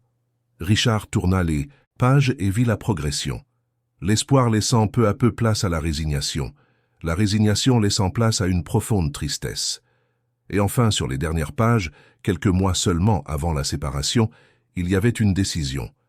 Hélène écrivait qu'elle ne pouvait plus vivre comme une ombre, qu'elle méritait d'être vue, d'être valorisée, d'être aimée, vraiment. Que si Richard ne pouvait pas lui donner cela, elle devait trouver un moyen de se le donner à elle-même. Richard ferma le carnet les mains tremblantes. Elle ne l'avait pas quitté sur un coup de tête. C'était une décision mûrie au fil d'années de mépris accumulés. Il avait eu d'innombrables occasions de changer, de corriger le tir, de sauver leur mariage.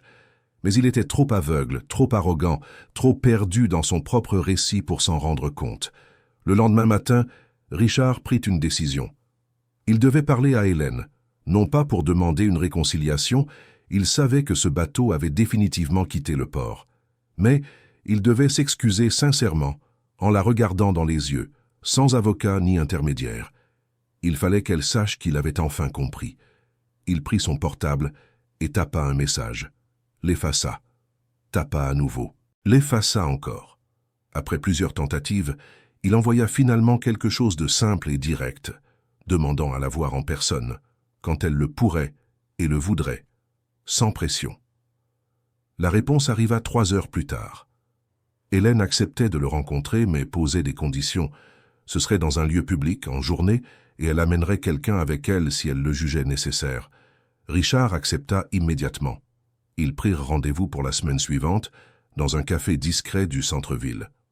Les jours précédant la rencontre furent d'une anxiété croissante pour Richard. Il répétait mentalement ce qu'il dirait, comment il s'excuserait, mais tout semblait inadéquat. Comment résumer des années de regrets en une seule conversation? Comment exprimer l'ampleur de la perte qu'il ressentait? Il en parla avec le docteur Fernand, qui lui conseilla d'être authentique, vulnérable et de n'attendre rien en retour. L'objectif n'était pas d'obtenir le pardon ou une reconnexion, c'était simplement d'assumer sa responsabilité et de reconnaître la douleur qu'il avait causée. Le jour de la rencontre arriva. Richard arriva au café 15 minutes avant l'heure convenue. Il choisit une table discrète au fond où ils auraient de l'intimité sans être complètement isolés. Il commanda un café qu'il toucha à peine, se contentant d'observer l'entrée. Quand Hélène apparut, Richard sentit son cœur s'emballer. Elle était différente mais familière en même temps. Elle portait des vêtements simples mais élégants, les cheveux lâchés, un maquillage minimal. Il y avait une confiance dans sa posture qu'il ne se souvenait pas d'avoir vue auparavant. Elle se dirigea vers la table, le salua d'un signe de tête et s'assit. Richard ne savait pas s'il devait essayer de l'embrasser, de lui serrer la main, mais elle maintint une distance claire qui indiquait qu'elle voulait juste parler. Ils commandèrent un café, échangèrent quelques banalités sur le temps et la circulation. Puis Hélène alla droit au but. Elle demanda pourquoi il avait voulu la voir. Richard prit une profonde inspiration et commença. Il dit qu'il voulait s'excuser sincèrement, qu'il avait passé la dernière année en thérapie, à travailler sur lui-même, à essayer de comprendre comment il avait détruit quelque chose de si précieux, qu'il avait enfin compris que le problème n'avait jamais été elle, c'était toujours lui, son incapacité à accepter un amour authentique, son besoin maladif de validation externe, son arrogance à penser qu'il méritait tout sans rien donner en retour. Hélène l'écouta sans l'interrompre. Son visage était difficile à lire, ne montrant ni colère ni tristesse, juste une neutralité attentive. Quand Richard eut fini de parler, elle resta silencieuse quelques instants, remuant distraitement sa tasse de café. Puis elle parla. Elle dit qu'elle appréciait ses excuses, qu'elle pouvait voir qu'il avait vraiment changé ou était en train de changer. Mais elle précisa aussi que cela ne changeait rien entre eux. Ce qui avait été fait ne pouvait être défait. Les mots qu'il avait prononcés, la façon dont il l'avait humilié, la cruauté avec laquelle il l'avait traité, surtout cette dernière nuit, avaient laissé des marques qui ne cicatriseraient pas simplement parce qu'il comprenait maintenant son erreur. Hélène expliqua que pendant des années, elle s'était sacrifiée, cachant qui elle était vraiment, minimisant son pouvoir et son intelligence pour ne pas froisser son ego. Elle l'avait fait par amour, croyant qu'il finirait par mûrir suffisamment pour ne plus avoir besoin de cette protection. Mais au lieu de mûrir, il était seulement devenu plus arrogant, plus cruel, plus aveugle. Et quand elle avait enfin révélé sa véritable nature, en reprenant ce qui lui appartenait, ce n'était pas de la vengeance. C'était une libération. Elle dit que, maintenant, pour la première fois depuis des années, elle se sentait complète. Elle n'avait besoin de rien cacher, de se diminuer pour entrer dans le monde de quelqu'un d'autre. Richard écouta tout et sentit chaque mot comme un coup, mais un coup mérité. Il n'essaya pas d'argumenter ou de se défendre. Il hocha simplement la tête, absorbant chaque vérité douloureuse qu'Hélène partageait. Il lui demanda alors si elle le détestait. Hélène réfléchit un instant avant de répondre. Elle dit que non, qu'elle ne l'avait jamais détesté, même dans les pires moments. De la colère, elle en avait ressenti, de la déception certainement, une profonde tristesse. Mais de la haine? Non. Elle expliqua que la haine exige que la personne compte encore, qu'elle occupe encore un espace émotionnel important. Et elle avait beaucoup travaillé pendant cette année pour purger Richard de son système émotionnel, pour pardonner non pas pour lui, mais pour elle-même, afin de pouvoir avancer sans porter ce poids. Elle était parvenue à un état d'indifférence tranquille. Il était quelqu'un qu'elle avait connu, aimé, et qui faisait maintenant partie du passé. Rien de plus, rien de moins. Richard absorba cela avec un mélange de soulagement et de douleur renouvelée. Soulagement parce qu'elle ne le détestait pas. Douleur parce que peut-être que l'indifférence était pire que la haine. Cela signifiait qu'il ne comptait vraiment plus. Avant de se quitter, Hélène ajouta une dernière chose. Elle dit qu'elle souhaitait que Richard trouve un bonheur authentique, qu'il apprenne à être vulnérable, à accepter un amour véritable, à construire des liens réels au lieu de simplement accumuler des validations vides. Elle dit qu'il avait le potentiel d'être un homme bien, mais qu'il devait cesser de prétendre être ce qu'il n'était pas et s'accepter avec ses défauts et ses limites. Elle se leva, laissa de l'argent sur la table pour payer son café et lui tendit la main. Richard la serra, sentant la fermeté de sa poignée. Hélène sourit, un sourire poli mais distant, et lui dit adieu. Pas à bientôt, pas on se revoit. Adieu, un point final. Richard resta assis là longtemps après son départ, digérant tout. Cette conversation était la conclusion dont il avait besoin, mais aussi la confirmation définitive qu'il avait perdu Hélène pour toujours. Il n'y avait pas de seconde chance, pas de possibilité de rédemption dans cette relation spécifique. Tout ce qui restait était d'apprendre, de changer, et peut-être un jour de devenir le genre d'homme qui ne répéterait pas les mêmes erreurs. Les mois qui suivirent la rencontre avec Hélène furent une période de transformation profonde pour Richard. Pour la première fois, il cessa de résister aux changements et commença à les accueillir activement. Il poursuivit sa thérapie, mais désormais avec un engagement sincère plutôt qu'une résistance défensive.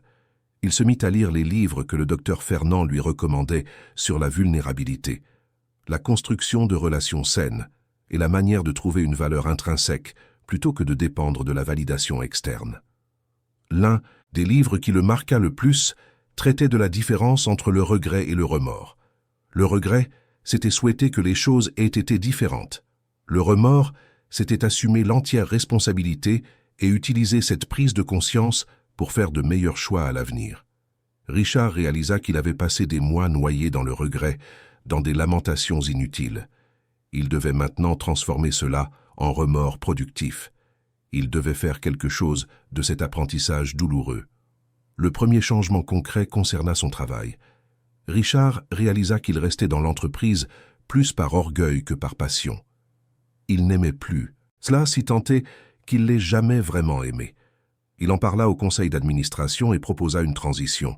Il formerait un successeur au cours des 6 prochains mois, puis se retirerait de son poste de PDG. La réaction du conseil fut surprise, mais aussi respectueuse. Auguste Fournier commenta que c'était la première décision véritablement mature qu'il voyait Richard prendre depuis des années. La transition fut planifiée avec soin. Richard choisit Marianne, une brillante directrice des opérations qui travaillait dans l'entreprise depuis 5 ans, pour prendre sa place. Elle était tout ce qu'il n'était pas, collaborative, authentique, respectée par toute l'équipe. Pendant les mois suivants, Richard travailla à ses côtés, partageant ses connaissances, transmettant ses contacts, assurant une transition en douceur. Pour la première fois, il n'essayait pas d'être indispensable. Il essayait sincèrement de préparer quelqu'un à réussir sans lui. Ce fut libérateur. Le jour de la transition officielle, une petite cérémonie fut organisée dans l'entreprise. Richard fit un discours honnête. Il remercia pour l'opportunité, reconnut ses erreurs, souhaita du succès à la nouvelle direction. En quittant le bâtiment pour la dernière fois en tant que PDG, il ressentit une légèreté qu'il n'avait pas connue depuis des années. Il fermait un chapitre, mais sans sentiment d'échec. C'était simplement le bon moment pour passer à autre chose. Avec plus de temps libre, Richard commença à explorer des centres d'intérêt qu'il avait négligés pendant des décennies. Il se remit au sport, non pas dans des salles de sport luxueuses avec des coachs personnels, mais dans un club de course de quartier où il se fit de vrais amis qui ne savaient pas qui il était ou ne se souciaient pas de son passé d'entrepreneur. Il se mit à cuisiner, une activité qu'il avait toujours méprisée comme une perte de temps, et découvrit qu'il y avait un réel plaisir à créer quelque chose de ses propres mains. Il s'inscrivit comme bénévole dans une association qui enseignait le code à des jeunes de quartiers défavorisés. Travailler avec ces adolescents pleins de rêves et de potentiel lui rappelait qui il avait été avant que l'ego et l'ambition ne le consument. L'un des élèves, un jeune homme de 16 ans nommé Gabriel, lui demanda un jour pourquoi Richard faisait cela. Richard réfléchit attentivement avant de répondre. Il dit qu'il essayait de rendre un peu de ce qu'il avait reçu au cours de sa vie et aussi d'apprendre à être une meilleure personne. Gabriel le regarda avec cette franchise brutale que seuls les adolescents possèdent et lui demanda si Richard avait été une mauvaise personne avant. Richard sourit tristement et répondit que oui, à certains égards. Gabriel y réfléchit un instant puis dit qu'au moins Richard l'admettait et que c'était déjà plus que ce que la plupart des gens faisaient. Pendant que Richard reconstruisait sa vie de manière plus modeste mais authentique, Hélène élargissait la sienne. L'université où elle enseignait lui offrit un poste permanent avec la liberté de développer un nouveau programme de littérature contemporaine. Hélène accepta avec enthousiasme. Elle proposa un programme qui non seulement enseignerait les canons littéraires, mais explorerait également les voies émergentes, la littérature marginale, les auteurs qui ne recevaient traditionnellement pas d'attention académique. Le programme fut un succès immédiat. Des étudiants de divers cursus commencèrent à y participer, attirés par la manière dont Hélène menait les discussions, toujours respectueuse des différentes interprétations, encourageant toujours la pensée critique. L'une des étudiantes, Julia, était particulièrement brillante mais aussi remarquablement timide. Elle parlait rarement en classe, mais ses travaux écrits étaient exceptionnels. Hélène commença à la rencontrer individuellement après les cours, l'encourageant, travaillant sur sa confiance en elle. Quelques mois plus tard, Julia présenta son travail final, une analyse brillante des représentations de genre dans la littérature française contemporaine devant toute la classe. Sa voix trembla au début, mais gagna en assurance au fur et à mesure qu'elle parlait. Quand elle eut terminé, la salle applaudit. Julia alla voir Hélène après, et, les larmes aux yeux, la remercia d'avoir cru en elle quand elle-même n'y croyait pas. Hélène serra la jeune femme dans ses bras et lui dit qu'elle n'avait fait que l'aider à révéler le talent qui était déjà là. Hélène reprit également contact avec sa famille de manière plus intense. Son père, Antoine, vieillissait et commençait à ralentir. Ils prirent l'habitude de déjeuner ensemble chaque semaine, où ils discutaient d'affaires, de littérature, de la vie. Antoine confia qu'il était fier de sa fille, non seulement pour s'être libéré d'une mauvaise situation, mais pour la manière dont elle avait reconstruit sa vie avec grâce et dignité. Il mentionna également qu'il planifiait sa succession et souhaitait qu'Hélène assume un rôle plus actif dans les affaires familiales. Hélène hésita au début. Elle n'était pas sûre de vouloir de ce monde de l'entreprise, si différent du milieu universitaire qu'elle aimait. Mais Antoine expliqua qu'il ne lui demandait pas de devenir une dirigeante traditionnelle. Il voulait qu'elle apporte sa perspective unique, son accent sur les personnes et les valeurs, pour moderniser la façon dont la famille menait ses affaires. Hélène demanda du temps pour réfléchir. Elle en parla avec Marine, avec d'autres amis, réfléchit profondément. Finalement, elle décida d'accepter, mais à ses propres conditions. Elle rejoindrait le conseil de famille, mais conserverait ses cours à l'université. Elle travaillerait sur des projets spécifiques alignés avec ses valeurs, en particulier des initiatives à impact social et culturel. Elle ne serait pas une dirigeante traditionnelle, mais plutôt un pont entre le monde des affaires et celui de la culture et de l'éducation. L'un des premiers projets qu'Hélène proposa fut de transformer l'ancien hôtel particulier de Neuilly-sur-Seine, celui qui avait été le sien et celui de Richard, en un centre culturel. La maison était vide depuis le départ de Richard, et Hélène n'avait aucun intérêt à la vendre ou à y vivre à nouveau. Pourquoi ne pas donner un but significatif à cet espace? La famille de Valois-Beaumont soutint immédiatement le projet. L'hôtel particulier fut entièrement rénové. Ce qui était la salle à manger formelle devint une bibliothèque de quartier. La salle de cinéma privée fut transformée en salle de projection pour des films classiques et indépendants. Les chambres devinrent des salles de classe pour des ateliers d'écriture créative, d'art et de musique. Le jardin fut ouvert pour des événements culturels gratuits. Hélène travailla personnellement sur chaque détail du projet, s'assurant que l'espace soit véritablement accessible et accueillant. L'inauguration fut un événement émouvant. Des centaines de personnes y assistèrent, des habitants du quartier aux artistes locaux et aux éducateurs.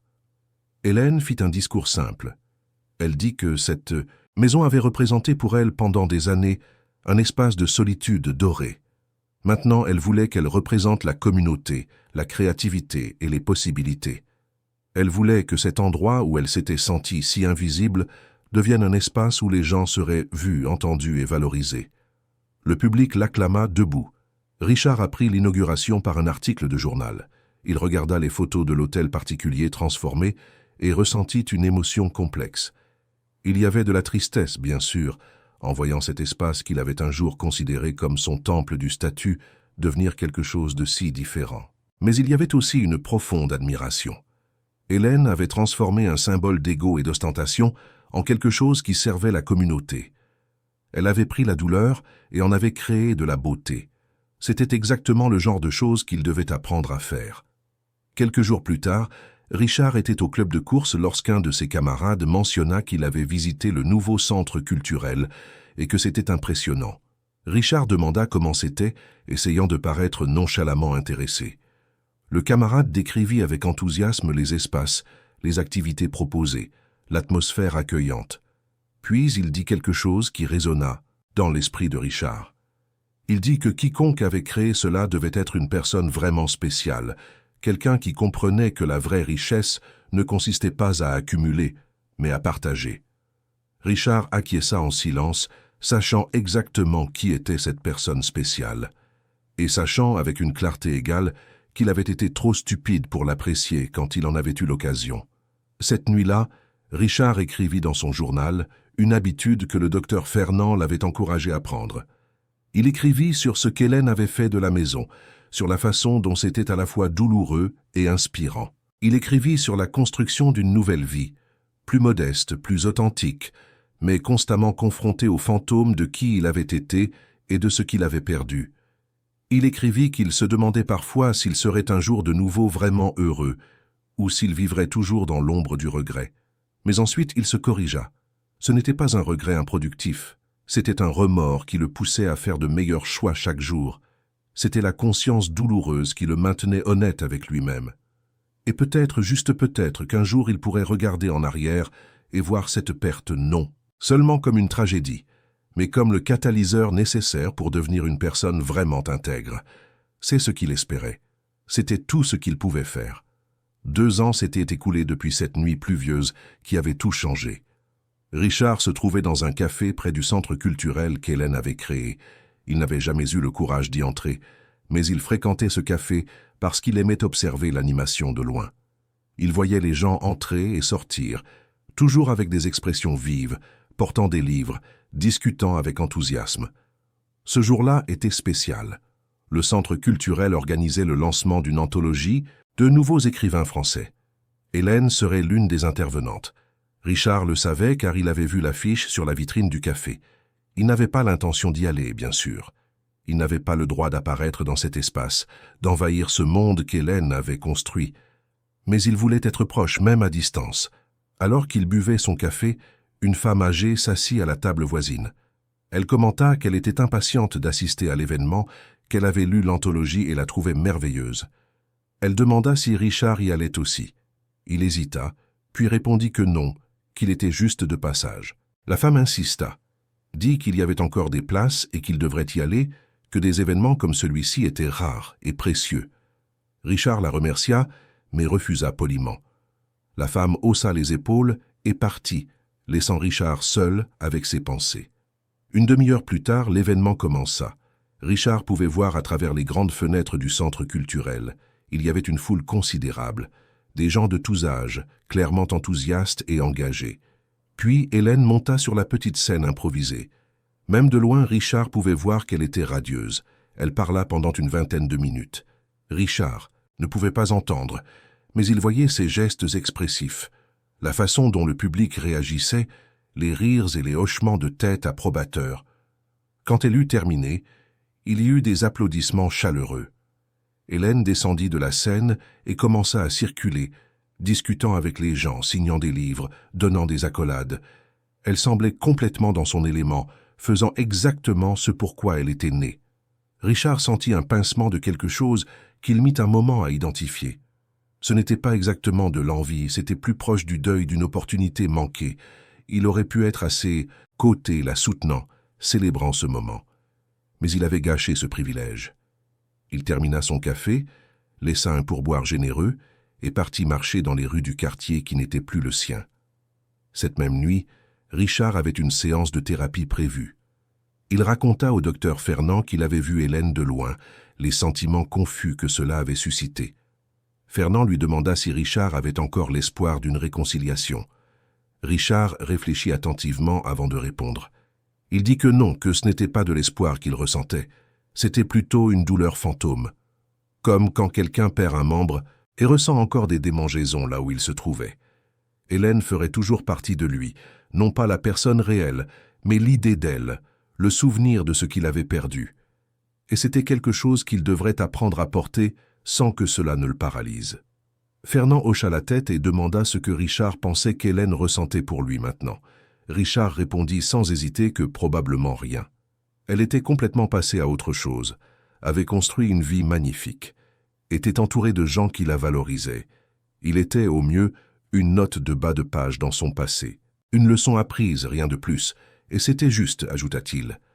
Elle méritait de pouvoir l'oublier, de ne pas porter le poids de cette relation ratée.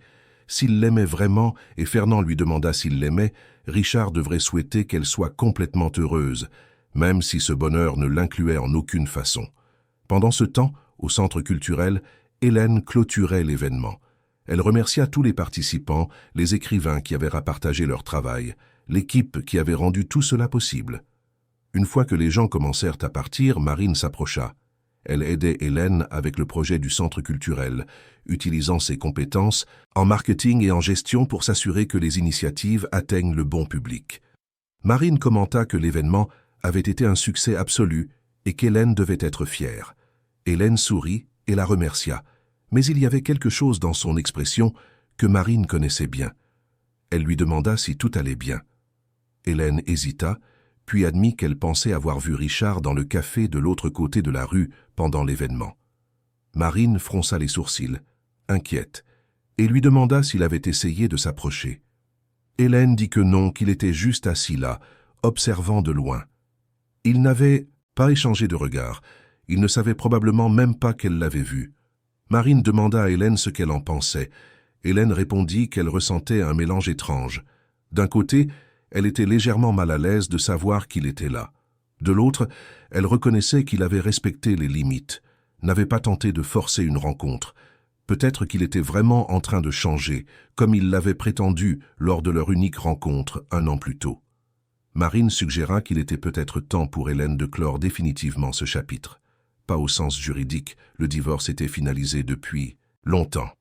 Mais au sens émotionnel, arrêter de se poser des questions sur Richard, d'arrêter de remarquer sa présence ou son absence, simplement laisser tout cela partir complètement. Hélène convint que Marine avait raison. Elle pensait l'avoir déjà fait, mais il y avait clairement des résidus. Elle décida qu'elle travaillerait là-dessus avec sa propre thérapeute, une psychologue nommée Dr Cécile, qu'elle consultait sporadiquement. Cette nuit-là, seule dans son appartement, Hélène réfléchit à ce qu'elle avait vu. Richard semblait différent. Plus mince, moins apprêté, plus humain en quelque sorte. Elle se demanda s'il allait bien, s'il avait trouvé une certaine paix. Puis, elle se réprimanda mentalement. Ce n'était pas sa responsabilité de s'inquiéter de son bien-être. Elle avait fait ce qu'elle devait faire, avait établi des limites claires, était allée de l'avant. Si Richard travaillait sur lui-même, tant mieux pour lui. Mais cela n'avait rien à voir avec elle.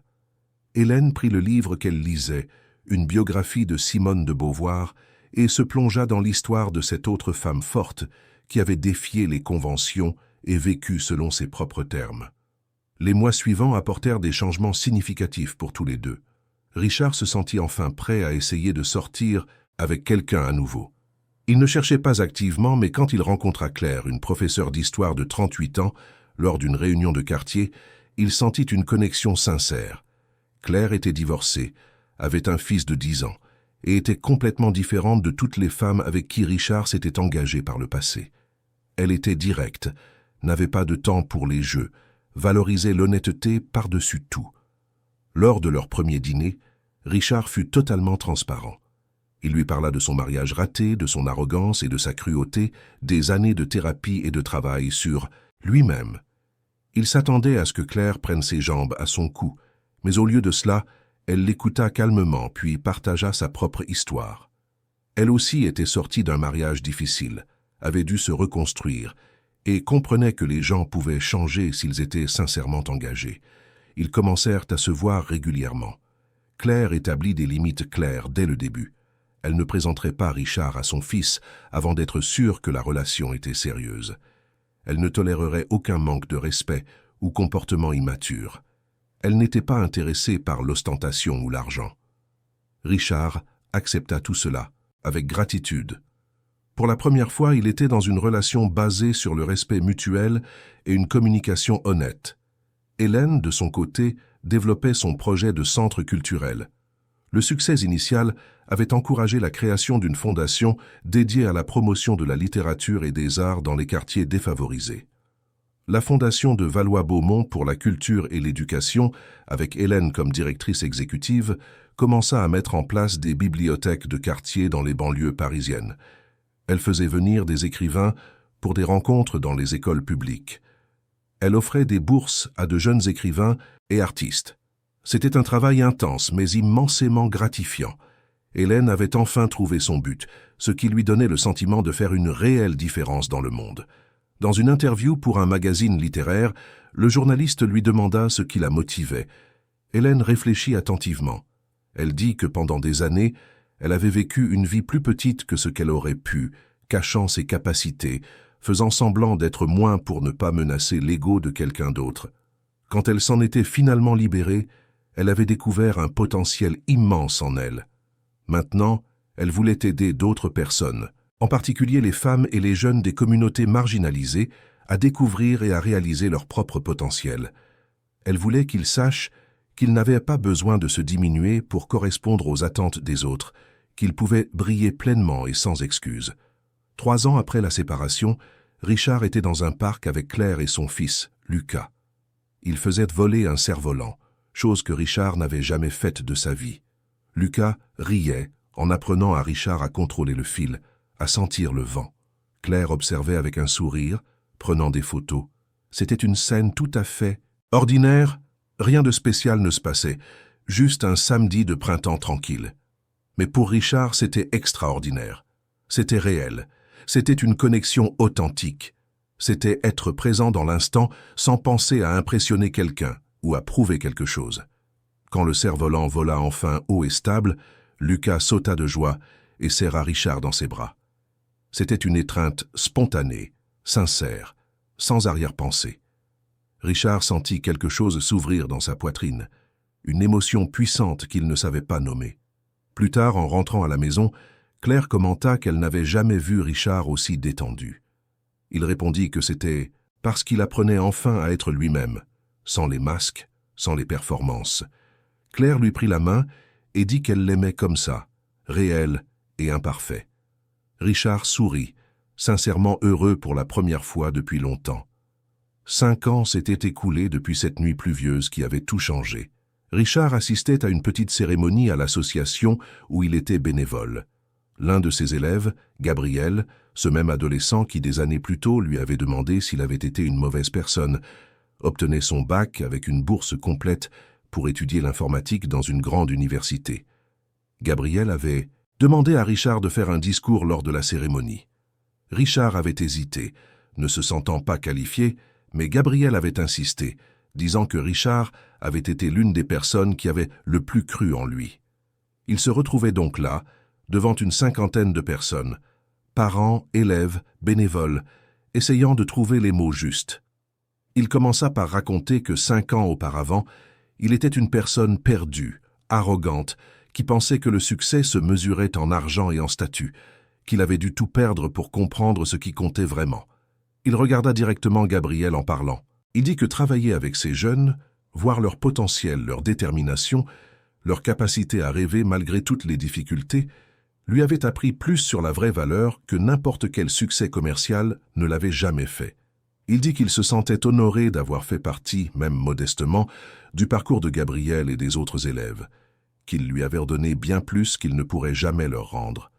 Quand il eut terminé, il y eut des applaudissements chaleureux. Gabriel s'approcha et le serra fort dans ses bras, le remerciant pour tout. La mère de Gabriel, une femme courageuse qui élevait seul son fils, remercia également Richard, les larmes aux yeux. Elle dit qu'il avait fait une réelle différence dans la vie de son fils. Richard ressentit une profonde émotion. Cela, ce simple moment de reconnaissance sincère, valait plus que tous les prix d'entreprise qu'il avait remportés par le passé. Après la cérémonie, Claire et Lucas l'attendaient. Ils étaient devenus une famille de fait, bien qu'ils ne vivent pas encore ensemble. Claire pensait qu'il était important d'aller doucement, de s'assurer que les fondations étaient solides, avant de franchir de plus grandes étapes. Richard respectait cela entièrement. Lucas demanda s'il pouvait aller manger une glace pour fêter ça. Richard accepta immédiatement, prit la main du garçon et tous trois marchèrent ensemble dans les rues baignées par le soleil de l'après-midi. C'était une vie complètement différente de celle qu'il avait vécue des années auparavant. Plus simple, moins glamour, mais infiniment plus réelle et satisfaisante. Hélène était en réunion du conseil de la fondation lorsqu'elle reçut une nouvelle surprenante. Un donateur anonyme avait fait une contribution significative avec une condition spécifique. L'argent devait être utilisé pour créer un programme de mentorat connectant des professionnels de la technologie avec des jeunes de quartiers défavorisés, intéressés par le code. Le montant était considérable, suffisant pour établir le programme dans plusieurs villes. Hélène fut intriguée. Elle demanda aux avocats d'enquêter sur l'origine du don, mais tout était parfaitement légal et réellement anonyme. C'est alors que Marine, qui assistait également à la réunion, fit un commentaire désinvolte. Elle dit avoir entendu dire que Richard travaillait comme bénévole pour enseigner le code à des jeunes. Hélène sentit quelque chose d'étrange, une sorte de reconnaissance réticente. Était-ce possible? Elle demanda plus de détails. Marine expliqua qu'apparemment, Richard faisait cela depuis des années, discrètement, sans faire de bruit. Il avait même transformé cela en quelque chose de plus grand, connectant d'autres professionnels de la tech pour qu'ils fassent du bénévolat également. Hélène absorba cette information en silence. Était-il possible que le don vienne de lui ou de quelqu'un qui lui était associé? Mais pourquoi? Et pourquoi spécifiquement pour ce type de programme? Hélène décida de ne pas enquêter davantage. Si c'était Richard, et elle le soupçonnait, il ne voulait clairement aucun crédit. Il faisait quelque chose de vraiment bien sans attendre de reconnaissance. Cela représentait un changement si profond par rapport à la personne qu'il avait été qu'Hélène avait presque du mal à y croire. Mais peut-être que les gens pouvaient vraiment changer. Pas du jour au lendemain, pas facilement, mais avec un travail constant et sincère. Elle approuva immédiatement le programme. Peu importe qui avait fait le don, l'initiative était excellente et aiderait de nombreux jeunes. Cette nuit-là, cependant, elle se surprit à penser à Richard pour la première fois depuis longtemps. Pas avec colère ou rancœur, mais avec une curiosité distante. Qui était-il devenu? Allait-il bien? Avait-il trouvé la paix? Elle se réprimanda gentiment. Cela n'avait pas d'importance. Leur vie s'était complètement séparée. Il avait suivi son chemin, elle avait suivi le sien, et tous deux s'en portaient mieux. Mais tout de même, une petite partie d'elle, celle qu'il avait un jour aimée, se sentait soulagée de savoir qu'il avait peut-être trouvé un moyen de faire la paix avec lui-même. Quelques mois plus tard, un grand événement fut organisé par la Fondation pour célébrer ses 5 ans de travail. Des centaines de personnes y assistèrent, y compris de nombreux jeunes qui avaient bénéficié des programmes. Hélène circulait discutant avec des donateurs et des partenaires quand elle aperçut une silhouette familière de l'autre côté de la salle. C'était Richard, mais il n'était pas seul. Il y avait une femme à ses côtés, d'apparence simple et élégante, et un garçon d'environ 12 ans. Il discutait avec animation avec Gabriel, l'ancien élève de Richard, qui était maintenant à l'université. Hélène observa un instant. Richard semblait différent. Ce n'était pas seulement l'apparence physique, bien qu'il soit plus simple, moins apprêté. C'était quelque chose dans sa posture, dans sa manière d'interagir. Il écoutait plus qu'il ne parlait. Il souriait sincèrement. Il touchait l'épaule de la femme à ses côtés avec une tendresse qu'Hélène ne lui avait jamais vue envers elle dans les dernières années de leur mariage. Marine apparut à côté d'Hélène et suivit son regard. Elle demanda si Hélène voulait qu'elle demande à Richard de partir. Hélène secoua immédiatement la tête. Il était là légitimement, en tant que membre de la communauté des bénévoles et des donateurs. Il n'y avait aucune raison de l'expulser. Hélène décida qu'elle n'irait pas vers lui, mais qu'elle ne fuirait pas non plus si leurs chemins se croisaient naturellement. Une demi-heure plus tard, c'est exactement ce qui se produisit. Ils étaient dans la file du buffet, séparés par seulement 2 personnes. Quand Richard la vit, il hésita visiblement. Hélène pouvait voir la décision se prendre sur son visage. Il s'approcha respectueusement et la salua de manière formelle. Hélène lui rendit son salut poliment. Il y eut un moment de silence gênant, puis Richard présenta Claire et Lucas. Il dit que Claire était une professeure merveilleuse et que Lucas commençait à s'intéresser au code. La femme à ses côtés sourit chaleureusement à Hélène et dit qu'elle connaissait son travail, que la Fondation faisait une réelle différence dans la vie de nombreux enfants. Hélène la remercia pour le compliment et ils discutèrent brièvement du programme de mentorat en technologie. Richard mentionna qu'il était impliqué dans des initiatives similaires et qu'il pensait qu'il était fondamental de créer des opportunités pour les jeunes talents. Il n'y avait aucune prétention dans sa voix, juste un intérêt et un enthousiasme sincères. La conversation fut polie, superficielle, et prit fin naturellement. Ils se dirent au revoir et chacun reprit son chemin. Mais Hélène nota quelque chose d'important. Elle n'avait ressenti ni douleur, ni colère, ni ressentiment, juste une neutralité tranquille. Richard était simplement quelqu'un qu'elle avait connu il y a longtemps, rien de plus. Plus tard, dans la soirée après la fin de l'événement, Hélène était dans son appartement avec Marine. Elle passait en revue le déroulement de la soirée, planifiant les prochaines étapes de la Fondation. Marine finit par demander à Hélène ce qu'elle avait ressenti en voyant Richard. Hélène réfléchit attentivement. Elle dit qu'elle avait ressenti du soulagement, en fait. Soulagement de réaliser qu'elle ne ressentait vraiment plus rien de significatif. Soulagement de voir qu'il semblait construire une vie plus saine. Soulagement de confirmer qu'elle avait fait le bon choix des années plus tôt, aussi douloureux qu'il ait été à l'époque. Marine commenta que Claire semblait sympathique, bien plus adaptée à Richard que cette blonde superficielle qu'il avait amenée la nuit de la séparation. Hélène rit et acquiesça. Elle dit qu'elle espérait qu'il soit heureux, sincèrement. Non pas parce qu'elle l'aimait, cet amour était mort depuis longtemps, mais parce qu'elle croyait que tout le monde méritait une chance de grandir et de s'améliorer. Si Richard avait enfin appris les leçons qu'il devait apprendre, alors toute cette douleur avait eu un but. Marine serra son amie dans ses bras et lui dit qu'elle était fière d'elle, de la façon dont elle avait traversé tout cela, avec tant de grâce et d'intégrité. Hélène la remercia, mais au fond d'elle, elle savait que ce n'était pas de la grâce, c'était de la survie, c'était une lutte, c'était choisir activement la guérison plutôt que le ressentiment chaque jour. Richard, de son côté, était dans la voiture en rentrant chez lui avec Claire et Lucas. Le garçon s'était endormi sur la banquette arrière. Claire lui demanda ce qu'il avait ressenti en voyant Hélène. Richard admit que c'était étrange, mais pas de la manière à laquelle il s'attendait. Il avait pensé qu'il ressentirait la vieille douleur, le regret lancinant. Mais, au lieu de cela, il n'avait ressenti qu'une sorte de douce mélancolie. Comme regarder une vieille photographie de quelqu'un que l'on a connu dans une autre vie. Hélène semblait bien, plus que bien. Elle semblait épanouie, complète, exactement là où elle devait être. Et il était sincèrement heureux pour elle. Claire commenta que c'était un signe qu'il avait vraiment grandi. Elle dit que la personne qu'il avait décrite, être par le passé, n'aurait pas été capable de ressentir un bonheur sincère pour le succès de celle qu'il avait blessée, même si cette blessure était méritée. Richard acquiesça. Il dit que cela avait pris des années, beaucoup de travail en thérapie, de nombreuses nuits difficiles, mais qu'il était enfin parvenu à un état de paix. Pas la paix d'avoir tout résolu, mais la paix d'accepter ce qu'il ne pouvait pas changer et de continuer à essayer d'être meilleur chaque jour. Claire lui prit la main et lui dit qu'elle était fière de lui. Richard la regarda, puis Lucas endormi sur la banquette arrière et ressentit une profonde gratitude, non pas pour une vie parfaite, car elle ne l'était pas, mais pour la chance de recommencer, de faire de meilleurs choix, d'aimer et d'être aimé de manière réelle et honnête. Les années suivantes apportèrent une croissance continue pour tous les deux.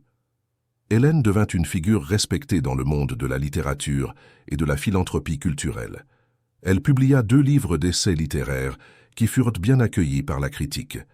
Elle étendit la fondation à d'autres villes françaises. Elle croisa occasionnellement Richard lors d'événements communautaires, maintenant toujours une cordialité distante, mais respectueuse. Richard finit par demander Claire en mariage et elle accepta. Il adopta légalement Lucas et devint un père présent et dévoué.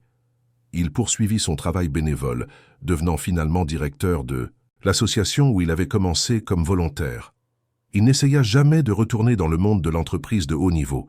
Il découvrit qu'il n'en avait pas besoin, qu'il pouvait être heureux, utile et épanoui à une échelle plus petite, mais plus significative.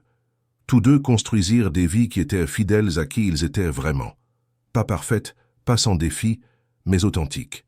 Et peut-être, au final, était-ce cela qui comptait.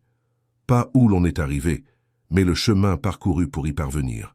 Pas ce que l'on a perdu, mais ce que l'on a appris de la perte. Pas qui l'on a été, mais qui l'on a choisi de devenir. 10 ans s'étaient écoulés depuis cette nuit de tempête qui avait divisé leur vie en un avant et un après. C'était un samedi après-midi tranquille, quand Hélène entra dans une librairie du centre de Paris, la même où elle avait rencontré Richard tant d'années auparavant. L'endroit était resté pratiquement inchangé, avec ses étagères en bois et son odeur familière de papier et de café. Elle cherchait un livre spécifique pour l'une de ses étudiantes quand elle entendit une voix connue. Richard était dans le rayon d'à côté, aidant Lucas, maintenant âgé, de 17 ans, à choisir des livres pour un projet scolaire. Hélène hésita un instant, se demandant si elle devait simplement partir discrètement, mais elle décida ensuite qu'il n'y avait aucune raison d'éviter.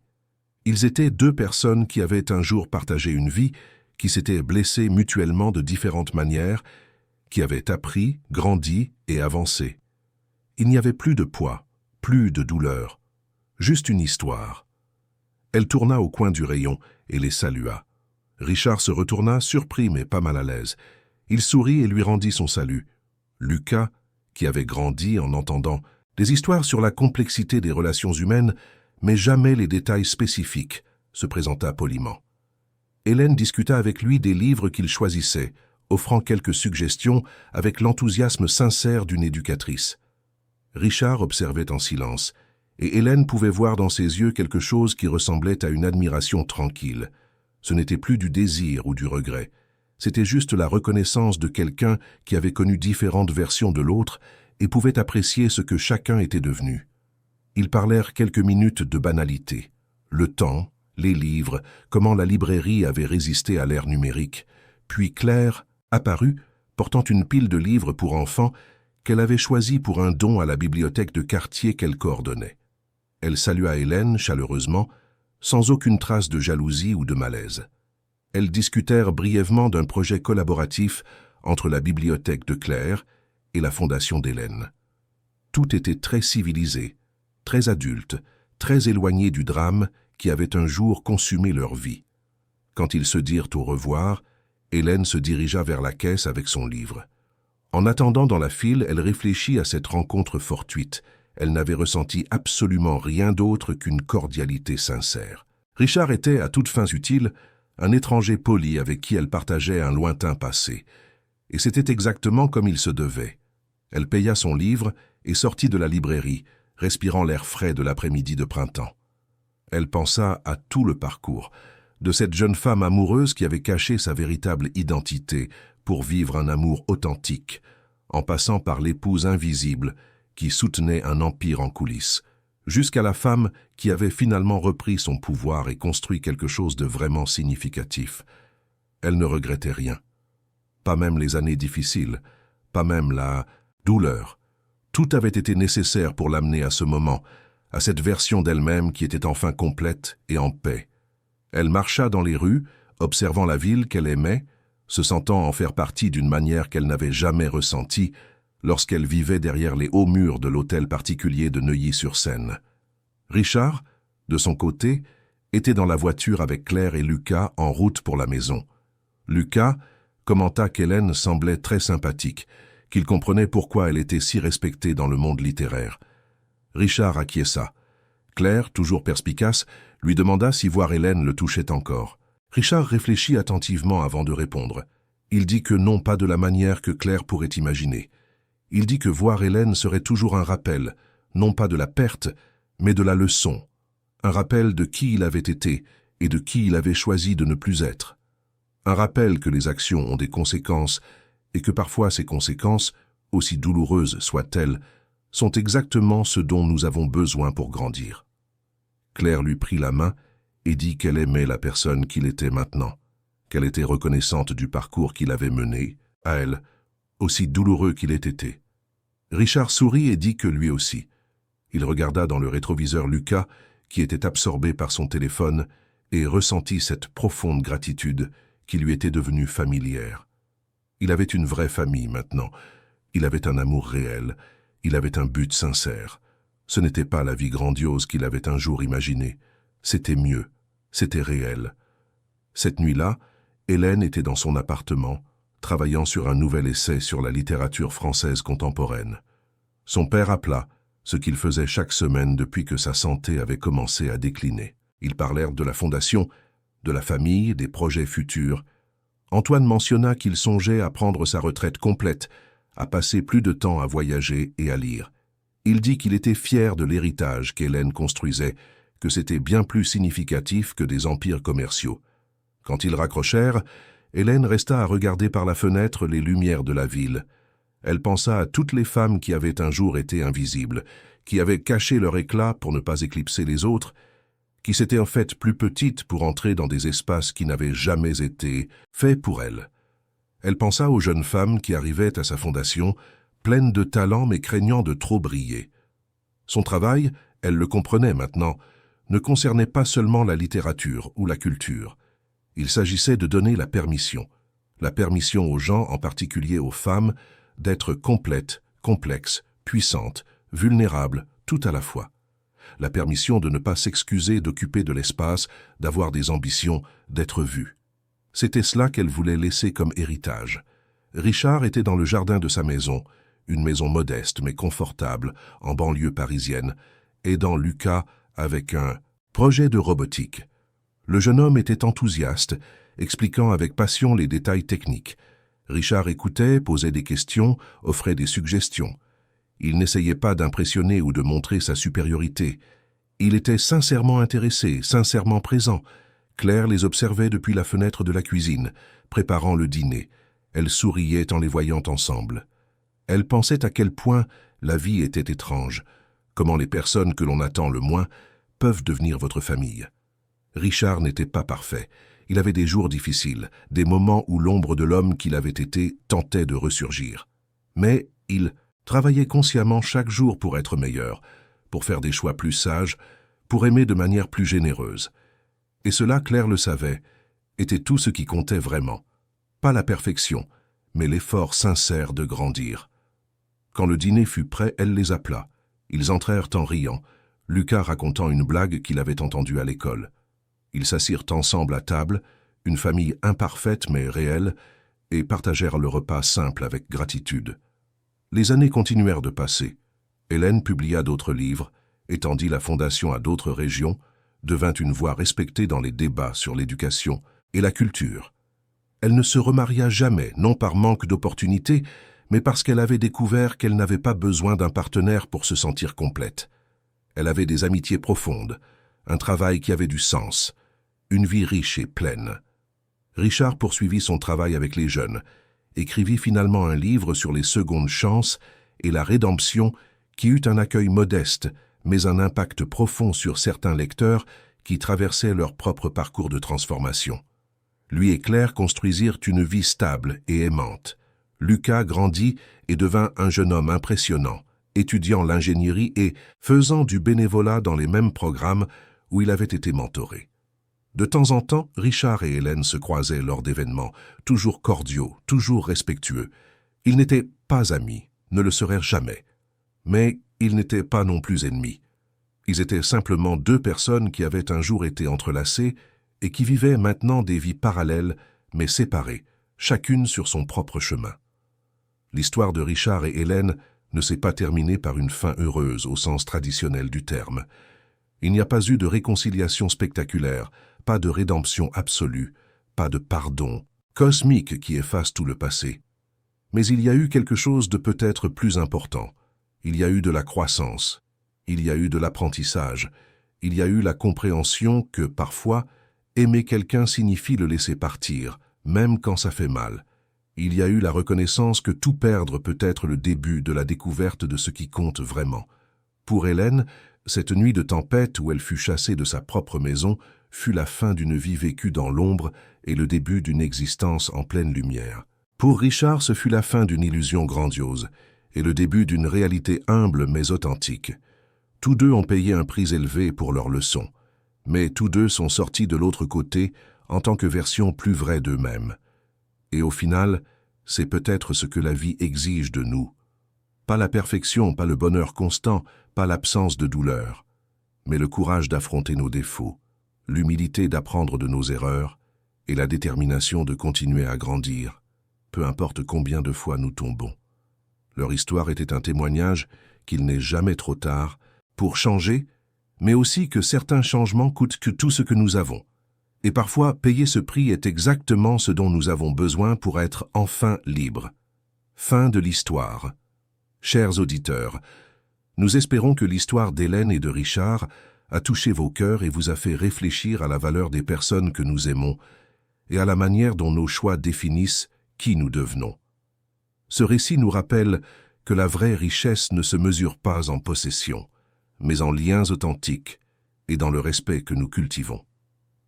Si cette histoire a résonné en vous, n'oubliez pas de vous abonner à notre chaîne et d'activer la cloche de notification pour ne pas manquer les prochaines histoires que nous préparons avec tant de soin. Laissez un pouce bleu si vous croyez que tout le monde mérite une seconde chance de devenir une meilleure personne. Et dans les commentaires, dites-nous, avez-vous déjà dû prendre une décision difficile qui a complètement changé le cours de votre vie? Nous voulons entendre vos histoires, vos réflexions, vos expériences. Chaque commentaire enrichit notre communauté et nous aide à mieux comprendre la complexité de l'expérience humaine. Chaque jour, nous vous proposons des récits qui explorent des thèmes profonds sur les relations, le développement personnel et les choix que nous faisons. Rejoignez-nous dans ce voyage d'histoire qui émeuve, enseigne et transforme. À la prochaine histoire, et souvenez-vous, il n'est jamais trop tard pour choisir d'être une meilleure version de soi-même.